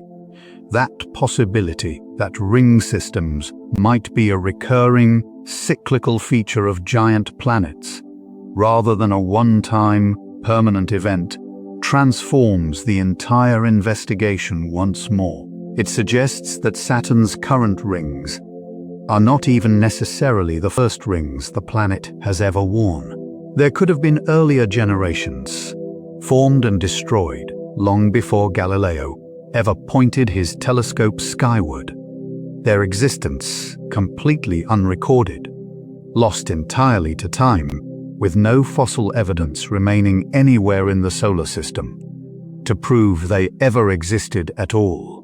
And it suggests that whatever remains of Saturn's current rings, after they finish dissolving into the planet's atmosphere, may not represent a true final ending, so much as a pause, a temporary return to a ringless state that could, given enough time and the right unlucky orbital coincidence, eventually give way to another ring system entirely, formed from some entirely different moon or comet, sometime in the planet's far distant future. This idea that Saturn's rings might be one chapter in a repeating cycle rather than a singular, unrepeatable event connects naturally to an even larger question, one that reaches beyond our own solar system entirely, and asks whether ring systems are a common architectural feature scattered throughout the universe, appearing again and again around countless worlds we have never visited and, in most cases, will likely never directly see. The search for evidence of rings beyond Saturn, beyond even our own solar system, has turned out to be one of the more unexpectedly fruitful frontiers in modern astronomy. And it begins not with distant planets orbiting other stars, but with much smaller, much closer objects that nobody originally expected to have rings at all. In 2013, astronomers tracking a small icy object called Chariklo, a centaur, meaning a body that orbits the Sun between Saturn and Uranus, too small to be called a planet and too far out to be classified as a typical asteroid, watched it pass in front of a distant star and noticed something bizarre in the resulting light curve. Instead of the star's light simply dimming once, as Chariklo itself blocked it, and then brightening again, the light dimmed twice, briefly, symmetrically, on either side of the main occultation, an unmistakable signature of two narrow, dense rings, encircling an object barely 250 kilometers across, smaller than many of Saturn's own individual moons. It was, and remains, the smallest object in the solar system ever confirmed to have rings, and its discovery immediately overturned the long-standing assumption that only large, massive planets possessed the gravitational stability necessary to maintain a ring system at all. Since Chariklo's rings were confirmed, at least one other small body, the dwarf planet Haumea, out beyond Neptune in the distant icy reaches of the Kuiper Belt, has also been found to host a ring of its own, discovered through the same stellar occultation technique. These findings collectively suggest that ring systems are not a special, rare privilege reserved for a handful of giant planets. They may be a much more general outcome of orbital mechanics, capable of forming, at least temporarily, around almost any sufficiently massive, sufficiently isolated body that experiences the right kind of catastrophic event, whether that body is a planet 100,000 kilometers across or a modest icy world barely larger than a mid-sized city. And the search has not stopped at the edge of our own solar system. In 2012, astronomers monitoring a young, sun-like star roughly 400 light-years away, catalogued under the designation J1407, detected an extraordinarily deep, complex, multi-stage dimming event as an unseen companion object passed in front of the star. The dimming was so intricate, involving dozens of distinct dips in brightness spread across many days, that the simplest explanation involving a single planet or a single large moon could not account for the pattern. The most compelling model developed to explain the data described an enormous ring system, potentially spanning a diameter roughly 200 times larger than Saturn's own rings, encircling a planet or brown dwarf companion still in the process of forming, its structure containing gaps that hinted at the gravitational influence of unseen moons, still assembling within the ring material itself, not unlike the shepherd moons that sculpt the edges of Saturn's own rings today. If that interpretation holds, and follow-up observations continue to refine and test it, J447b's ring system would represent something genuinely extraordinary. A direct glimpse of a young, still-forming world, caught during the same violent ring-building phase that Saturn itself may have passed through. On a much smaller scale, sometime in the past few 100 million years. It offers a tantalizing possibility that the events currently reshaping Saturn, the destruction of a moon, the gradual settling of debris into a flat disk, the slow polishing and narrowing of that disk into a bright, structured band, may be a universal process, replaying itself endlessly across the galaxy, wherever a planet, a moon, and enough time happened to intersect in just the right way. Stepping back far enough, a pattern begins to emerge that connects Saturn's rings to something considerably larger than planetary science alone. Flat, rotating disks of material shaped by gravity, angular momentum, and collisions are not unique to ring systems. They appear in remarkably similar form at almost every scale astronomers have learned to observe. Young stars are born surrounded by flattened, rotating disks of gas and dust, the same protoplanetary disks from which planets themselves eventually condense. Disks that, if you compressed the relevant physics down to a more familiar scale, behave according to many of the same basic principles governing how Saturn's ring particles settle and organize themselves. Material falling toward black holes forms hot, luminous accretion disks, flattened by the same conservation of angular momentum that keeps Saturn's rings confined to an impossibly thin plane. Entire galaxies, hundreds of billions of stars strong, commonly organize themselves into flat rotating spiral disks for precisely the same underlying reason. Any sufficiently large collection of orbiting material, given enough time and enough internal collisions, naturally tends to flatten itself out along a single plane, shedding motion in every other direction until only a thin, rotating disk remains. Saturn's rings, in this light, are not simply a beautiful, isolated curiosity orbiting one particular planet. They are a small, close, exquisitely detailed example of one of the most fundamental architectural patterns the universe knows how to build. The same basic physics playing out at a scale small enough and close enough for a spacecraft to fly directly through it and measure the individual particles involved. Every time you look at a photograph of Saturn's rings, you are, in a very real sense, looking at a miniature, accessible model of the same forces that once shaped the disk from which Earth itself eventually formed. The same forces currently swirling material into the accretion disk of a distant black hole. The same forces that arranged the stars of our own galaxy into the graceful spiral we call home.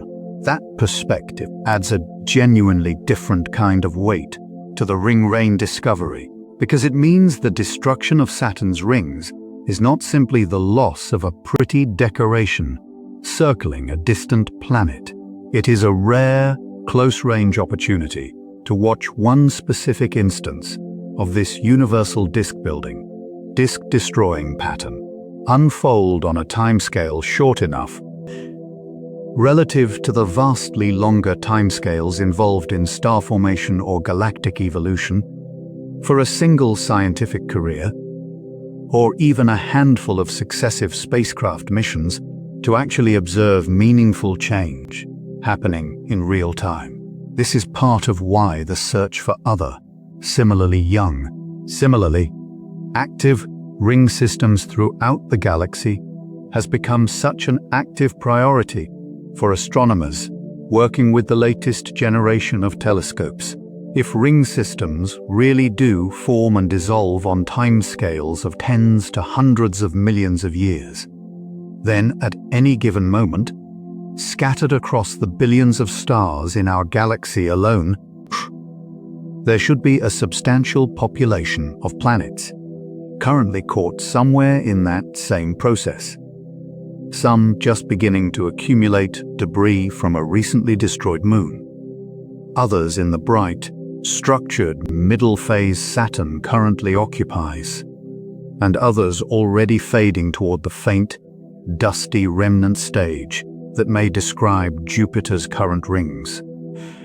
Surveys using the transit method, the same basic technique that revealed JWAR 407b's extraordinary ring system, along with next-generation direct imaging instruments capable of resolving faint structures immediately surrounding distant stars, are actively searching for exactly these signatures, hoping to catch other worlds in the middle of their own ring-building and ring-destroying cycles.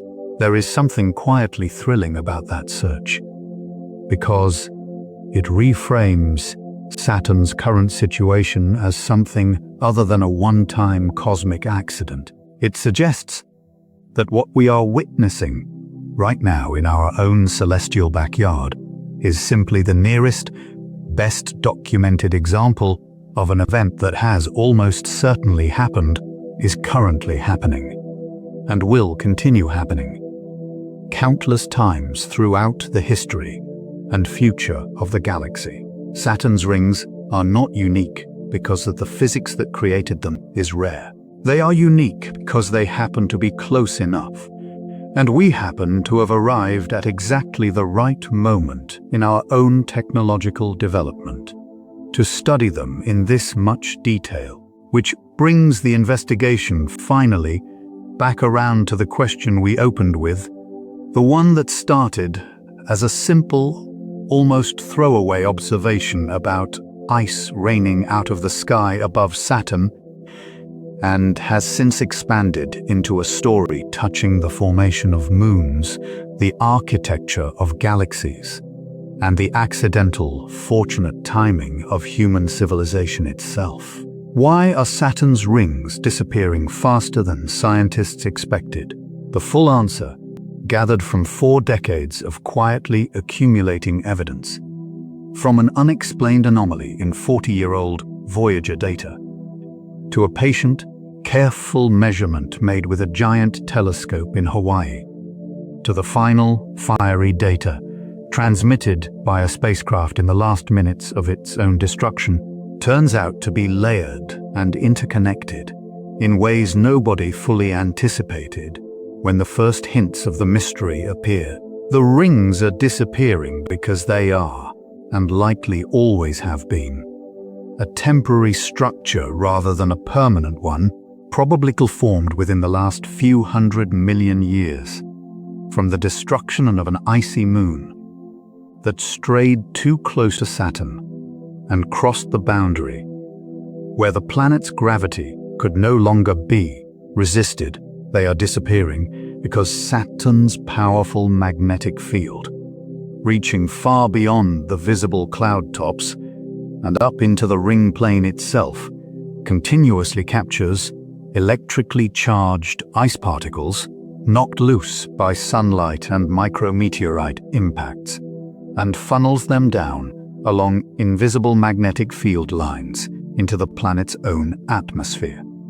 A process now measured directly, both remotely through infrared spectroscopy and up close through a spacecraft's final plunge, at a rate fast enough to drain the entire system within a span of time that is short even by the standards of a single planet's history. And they are disappearing because that magnetically driven ring rain is only one of at least 2 separate loss mechanisms working simultaneously, joined by a more direct, gravity-driven infall of material from the innermost rings straight down onto Saturn's equator, a combined rate of destruction that has pushed nearly every serious estimate of the ring's remaining lifespan down into the range of roughly 100 to a few 100 million years, a genuine blink of an eye set against the 4.5 billion year age of the planet itself.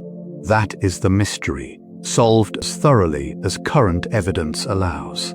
Before we close the investigation, there is one more thread worth following, because it turns this entire story from something that happens only to other worlds into something that may have happened once, much closer to home, on the very planet where this documentary is currently being watched. For most of the 20th century, the idea that Earth itself might once have worn a ring system sounded like pure speculation, the kind of idea suited to imaginative fiction rather than serious planetary science. Earth, after all, has no rings today, and nothing in the geological record seemed to obviously demand one. But in recent years, a small group of researchers studying an unusual cluster of ancient impact craters has proposed a genuinely startling possibility, one that connects directly back to everything this investigation has uncovered about Saturn. Roughly 466 million years ago, during a period geologists call the Ordovician, Earth experienced a dramatic and mysterious spike in meteorite impacts, far above the planet's normal background rate. Evidence for this spike survives today in an unusually large cluster of impact craters, along with a distinctive layer of extraterrestrial debris found in ancient sedimentary rock across multiple continents, all dating to remarkably close to the same narrow window of time. For decades, the leading explanation involved a single large asteroid breaking apart somewhere out in the asteroid belt, its fragments gradually raining down across the inner solar system, including Earth, over an extended period. More recently, a team of researchers took a closer look at exactly where those Ordovician-era craters are located on Earth's surface, and noticed something the older explanation did not fully account for.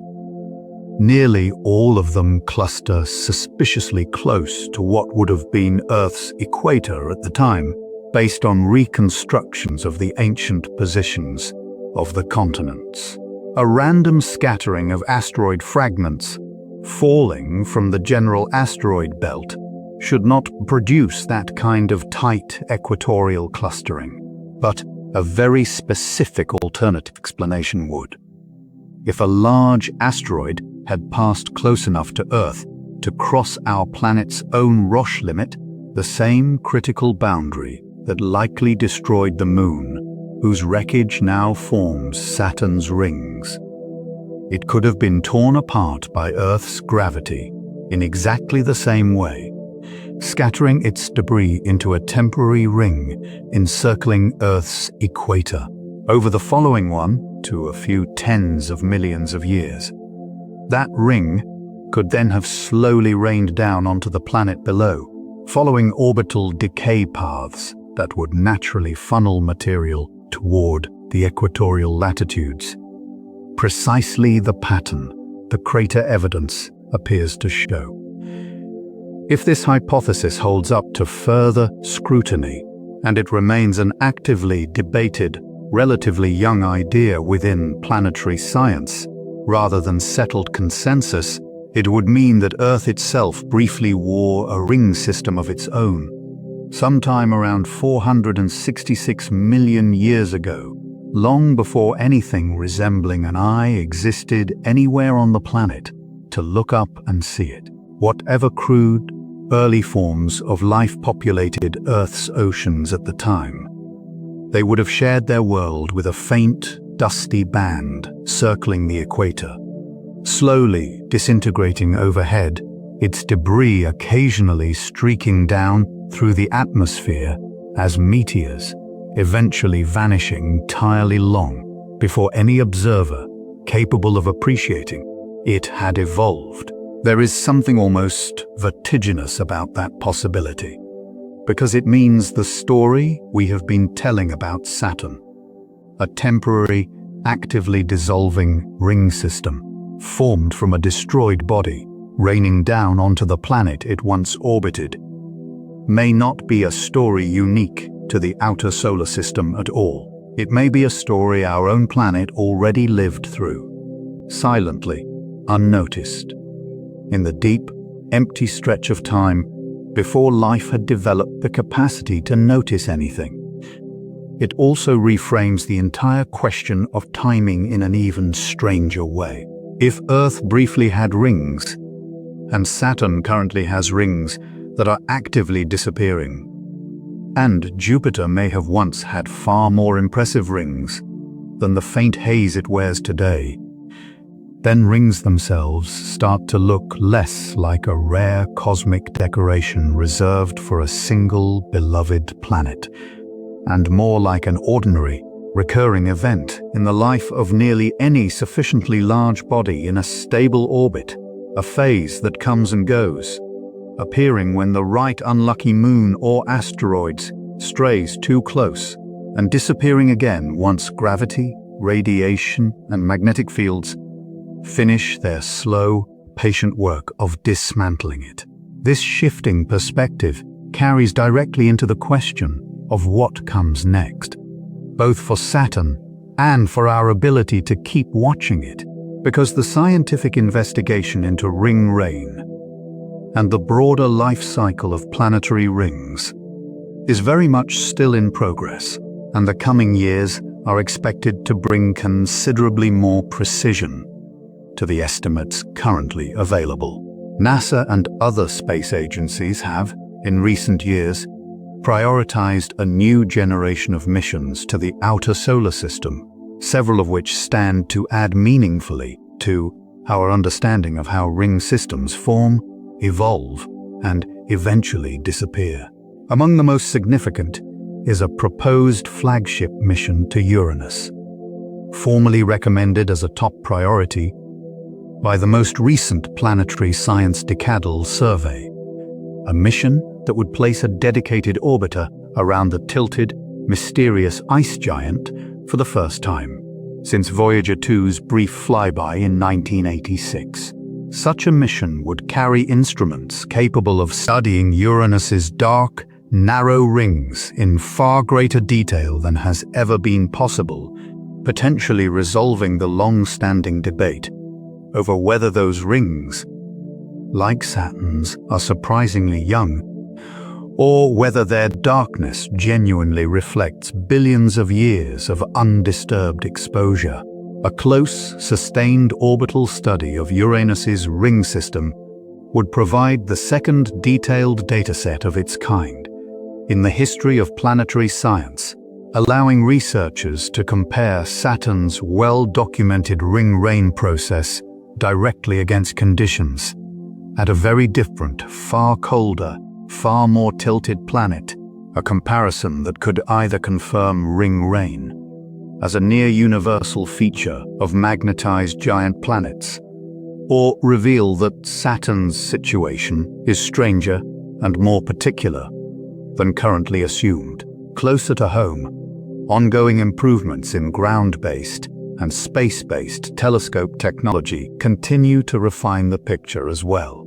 Advanced adaptive optics systems, which correct in real time for the blurring effects of Earth's atmosphere, allow observatories like Keck to capture increasingly precise measurements of the faint infrared signatures associated with ring rain, extending the observational record first established in 2018, and helping researchers track how the rate of material loss shifts across Saturn's decades-long seasonal cycle. The James Webb Space Telescope, positioned far from Earth's atmospheric interference and equipped with extraordinary infrared sensitivity, has already contributed valuable new atmospheric composition data from Saturn, and is expected to continue doing so throughout its operational lifetime, adding further precision to the models researchers use to estimate the ring system's true remaining lifespan. There has also been renewed discussion, still in the early conceptual stages, of a dedicated future mission, specifically designed to study Saturn's rings with an intensity and precision beyond what even Cassini's grand finale achieved, potentially including a spacecraft capable of directly sampling ring particles from multiple locations across the ring plane, rather than relying solely on the narrow, equatorial pathway Cassini was forced to take during its final orbits. Such a mission remains years, likely decades, away from serious funding and development, but its existence as a topic of ongoing scientific discussion reflects just how significant the ring rain discovery has proven to be. A phenomenon that began as an unexplained anomaly buried in 40-year-old spacecraft data has, within the span of a single generation, become one of the primary scientific justifications for returning to Saturn at all. In the meantime, the picture we already have, incomplete as it remains in certain details, is more than sufficient to have permanently changed how planetary scientists think about ring systems, about the outer solar system, and, in a broader sense, about how confidently anyone should assume that any large, seemingly permanent astronomical structure is exactly as old and exactly as stable as it first appears. It is worth pausing here to draw a careful distinction, because the phrase "Saturn's rings are disappearing" can easily be misunderstood in a way that connects, almost too neatly, to a much older, far more familiar phenomenon, one that actually explains some of the earliest confusion Galileo and his contemporaries experienced. Saturn's rings do not merely appear to vanish because of ring rain and long-term erosion. They also appear, temporarily and repeatedly, to disappear entirely, roughly every 14 to 15 years, for reasons that have nothing whatsoever to do with the physical destruction described throughout this investigation, and everything to do with simple geometry. Saturn's axis is tilted relative to its orbital plane, in much the same way Earth's axis is tilted, which means that as Saturn slowly makes its way around the Sun over the course of roughly 29.5 years, the angle at which its rings are presented to observers on Earth continually changes. For part of that long orbit, the rings are tilted favorably toward Earth, opening up into the broad, spectacular, easily photographed view most people picture when they imagine Saturn, but twice during each orbit, the geometry passes through a moment when the ring plane lines up, edge-on, with Earth's line of sight. And because the rings are, as established earlier, almost impossibly thin relative to their enormous width, an edge-on view causes them to become nearly invisible, even through a reasonably capable telescope. For a period of days or weeks surrounding this alignment, Saturn appears to sit alone in the sky, its famous rings reduced to something so thin they simply vanish from view, only to gradually reappear, tilting back open as Saturn continues along its orbit. This geometric disappearing act is precisely what confused Galileo so badly in the earliest years of telescopic astronomy. Having first observed Saturn's strange, handle-like appendages in 1610, Galileo continued monitoring the planet in the years that followed. And by 1612, as Saturn's rings happened to pass through one of these edge-on alignments, he was startled to find the handles had simply disappeared, leaving Saturn looking like an ordinary, unadorned planet, indistinguishable from Jupiter or Mars through his telescope, having no framework for understanding ring geometry, since the very concept of a planetary ring had not yet been proposed by anyone. Galileo was left genuinely baffled, reportedly wondering in his notes whether Saturn had somehow consumed its own children, a poetic, mythologically inflected way of expressing his confusion at watching a previously observed feature apparently vanish without explanation. It would take Christian Huygens' correct ring hypothesis, decades later, to finally explain that the rings had not disappeared at all during that period. They had simply turned edge-on, invisible not because they were gone, but because of the precise temporary angle at which Earth happened to be viewing them. This distinction matters enormously for understanding the ring-rain discovery correctly, because it would be a mistake to conflate the genuine, permanent, physical loss of ring material currently being measured by scientists with this much older, entirely harmless, and perfectly cyclical optical phenomenon. Saturn's rings will continue tilting edge-on and reappearing on their normal 14 to 15-year cycle for as long as any ring material remains in orbit at all, a completely separate process from the slow, one-directional draining described by ring rain. The rings that vanish briefly from Earth's perspective during a ring plane crossing are exactly the same rings that reappear a few weeks later, unchanged and undiminished by the temporary alignment. The rings currently raining down into Saturn's atmosphere, by contrast, are not coming back. That material, once it falls through the gap between the rings and the clouds and reacts with Saturn's hydrogen-rich atmosphere, is gone permanently, chemically transformed and absorbed into the planet itself, with no return journey possible.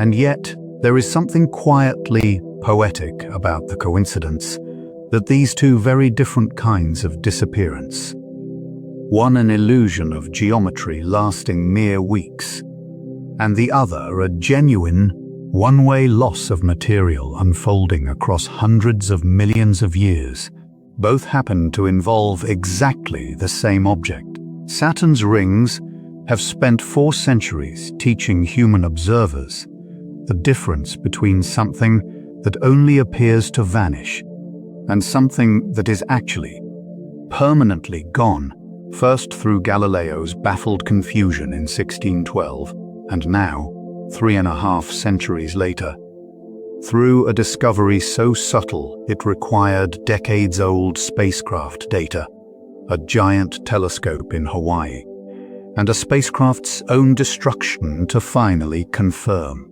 The most recent ring plane crossing occurred in 2025, briefly rendering Saturn's rings nearly invisible to observers on Earth once again.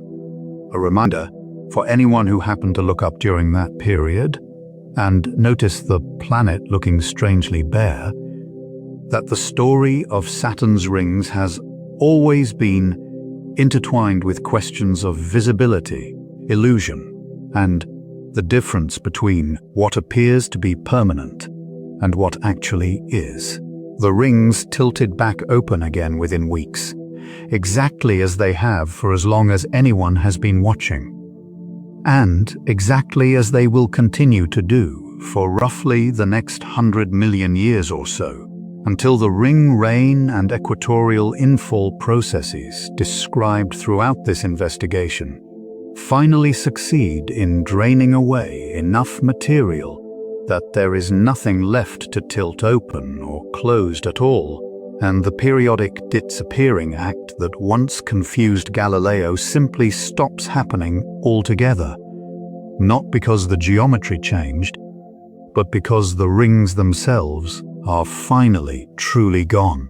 That final image, a distant future Saturn quietly completing its very last ring plane crossing, tilting closed one final time, with no material left to reappear afterward, offers a strangely moving way to think about everything this investigation has uncovered.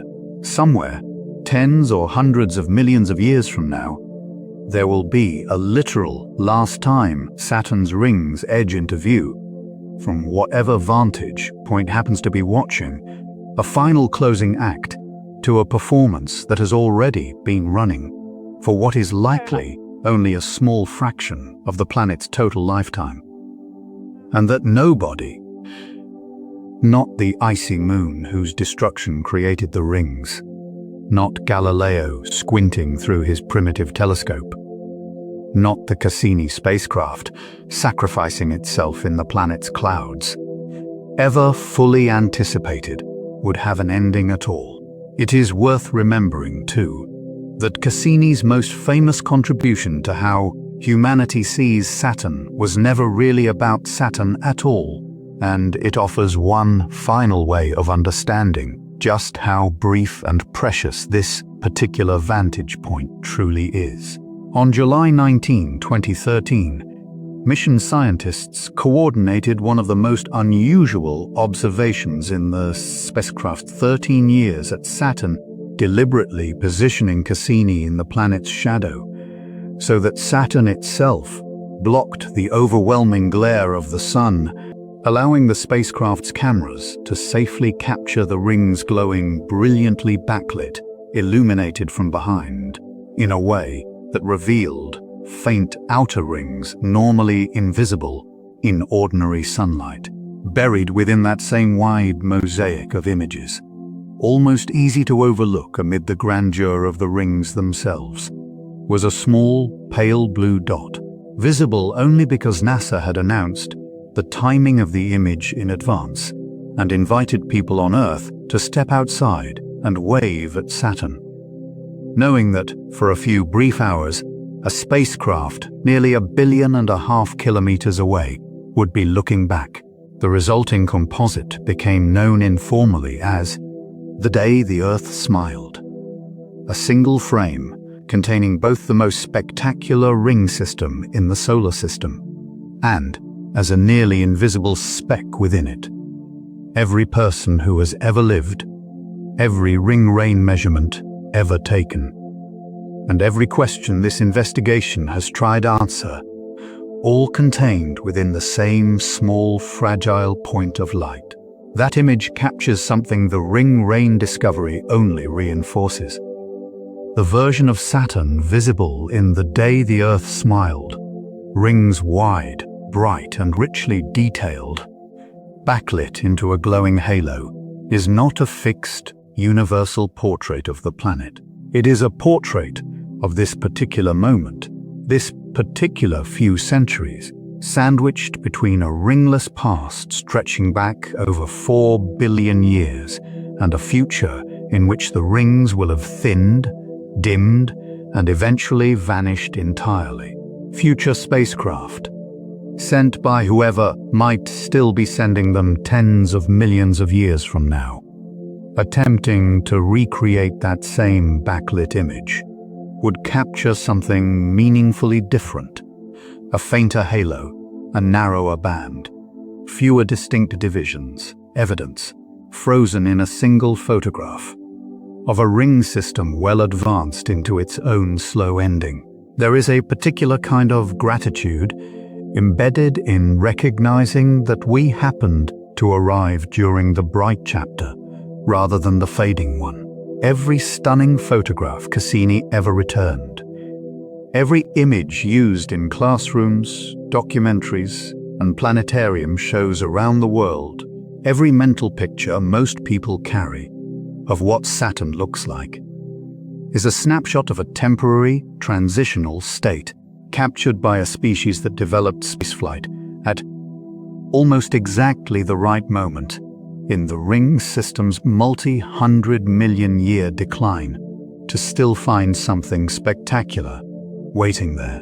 None of this required $1 billion spacecraft to begin noticing either, which is part of what makes Saturn's rings such an enduringly democratic object of wonder.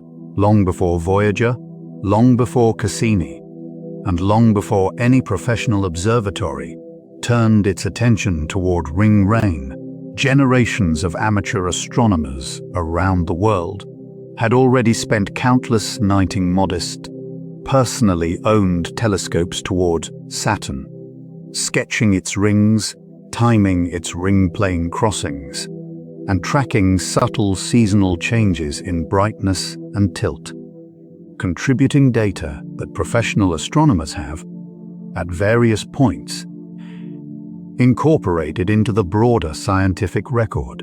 Organizations of dedicated, amateur observers have historically played a meaningful role in monitoring Saturn's atmosphere for storms, tracking the changing prominence of its ring system as the planet's decades-long seasons shift, and occasionally catching transient events like impacts or unusual atmospheric features, before professional observatories happened to be looking in the right place at the right time. That tradition continues today, and it means the story told throughout this investigation is not sealed away behind the walls of major research institutions, accessible only to those with access to the Keck Observatory or a spacecraft's mission control room, anyone with a modest telescope a clear night, and a bit of patience can still point their own instrument toward Saturn and see with their own eyes the same rings that inspired Galileo's confusion, that Huygens correctly explained, that Cassini spent 13 years studying up close, and that current research suggests are quietly, continuously raining away into the planet below, even as they remain bright enough, for now, to be genuinely breathtaking through nothing more sophisticated than a backyard telescope. There is something worth sitting with in that continuity, a nearly unbroken chain of curious observers stretching from Galileo's primitive spyglass in 1610 to whoever happens to be looking up tonight, all sharing, across 4 centuries, the same fundamental experience of surprise and wonder at first glimpsing those rings, unaware, for most of that history, that the object inspiring their wonder was itself quietly, continuously dissolving the entire time they were watching it, but solving it in the way that every layer of this investigation has demonstrated has not closed the story. It has opened a much larger one, because if Saturn's rings are this young and this fragile, then the calm, unchanging image of the solar system that most of us grew up with, planets orbiting steadily, moons circling reliably, rings shining permanently, quietly falls apart under closer inspection. The solar system is not a finished diagram. It is a living, ongoing process, still actively rearranging itself, still capable of producing sudden, catastrophic events. A moon torn apart by tidal forces, a fresh ring system spreading out and settling into place, only to begin dissolving again, almost as soon as it finishes forming. Saturn's rings are simply the clearest, closest, most visible example currently available of a process that has likely repeated itself, in one form or another, around Jupiter, around Uranus, around Neptune, and quite possibly around a substantial fraction of the ringed and formerly ringed worlds scattered throughout our galaxy, each one caught at its own particular stage of a cycle, far too slow for any single observer to watch from beginning to end, and yet, remarkably, just fast enough, in Saturn's case, for a handful of human generations, to catch the second half of the story unfolding in real time. There is a particular kind of perspective that settles in once you sit with that realization for a while, one that goes beyond simple facts about magnetic fields and ice particles, and reaches towards something closer to how we think about our own place in the universe's much larger timeline. Every civilization that has ever existed, and every civilization that will ever exist, occupies its own narrow slice of cosmic time, surrounded by structures, patterns, and phenomena that feel permanent, obvious, and eternal, simply because they have never personally witnessed them change. Mountains feel permanent because they erode too slowly for a human lifetime to notice. Stars feel eternal because they burn for billions of years, far longer than any observer could hope to track from birth to death. And until recently, Saturn's rings felt exactly the same way. A fixed, unchanging ornament that had always existed and always would, precisely because nobody, in the few hundred years since Galileo first saw them, had lived long enough, or gathered enough precise data to notice otherwise. The ring rain discovery quietly dismantles that assumption, not through some dramatic single observation, but through the slow, patient accumulation of exactly the kind of careful measurement that science depends on. An old anomaly in decades-old spacecraft data, cross-checked against a new infrared signature captured by a giant telescope, confirmed and refined by a spacecraft's final, deliberate plunge into the very planet it had spent 13 years studying. Taken individually, none of those pieces would have been enough to overturn a century of assumptions about the ring's age and permanence. Taken together, they revealed something none of the original observers could have anticipated: that one of the most recognizable, most beloved structures in the entire solar system is not a monument at all, but an event, a temporary, actively unfolding process that we happen to be witnessing during its most spectacular, most visible phase, a phase that, measured against the full span of Saturn's history, occupies only the barest sliver of time. That perspective carries one more implication worth sitting with before this journey reaches its end. Because Saturn's rings have never really been an isolated feature of the planet.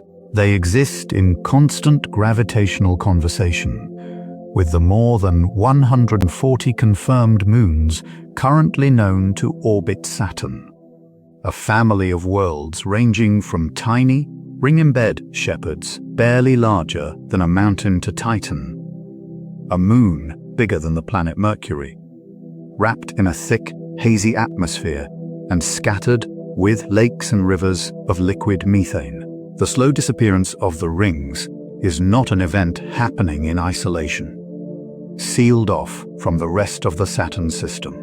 It is one more chapter in an ongoing, interconnected story involving every one of those moons, several of which likely formed, at least in part, from ring material that spread outward and clumped together over time, and at least one of which, Enceladus, continues actively feeding a separate, much fainter ring of its own. Even as the main rings dissolve inward, some researchers have gone further still, proposing that Saturn's entire inner moon system, the crowded cluster of small, icy satellites orbiting closest to the rings, including several of the very shepherd moons responsible for keeping the ring edges so sharply defined, may itself be surprisingly young, potentially sharing a common origin with the rings in the same catastrophic event that destroyed whatever larger moon once orbited in their place. Under this view, the destruction that created Saturn's rings did not simply produce a disk of ice. It may have also seeded the formation of an entire new generation of small moons, condensing out of the ring material over millions of years, drifting slowly outward under the gravitational influence of Saturn's tides, until they settled into the stable orbits we observe today. Tiny worlds, quite literally born from the wreckage of the ring system's origin story, standing now as accidental caretakers of the very rings that gave rise to them. If that hypothesis holds, it adds one more layer of interconnected fate to the story. The moons currently shepherding the rings, keeping their edges crisp and their structure organized even as ring rain drains material away, may themselves be temporary products of the same single, ancient catastrophe, meaning the entire visible architecture of the inner Saturn system, rings and shepherd moons alike, could represent one unified, relatively brief chapter in the planet's much longer history, a chapter that began with a single moon's destruction, and will eventually end with the last traces of that same destruction finally settling into Saturn's clouds. There is a useful grounding comparison here. one that brings this entire cosmic timescale back down to something closer to a human frame of reference. Most people never think of a mountain range, a coastline, or a glacier as anything other than permanent, simply because the human lifespan is too short to personally witness the slow processes reshaping them.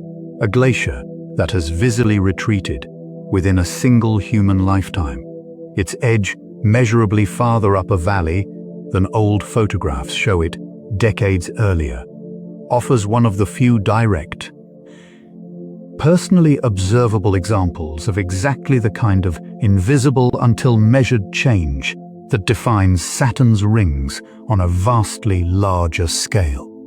Nobody sees a glacier move. Nobody watches a coastline erode in real time. And yet, compare two photographs taken decades apart, and the change becomes undeniable. A slow transformation that was always happening, continuously, whether or not anyone happened to be paying close enough attention to notice. Saturn's rings occupy exactly that same category of change, simply stretched across a dramatically longer timescale.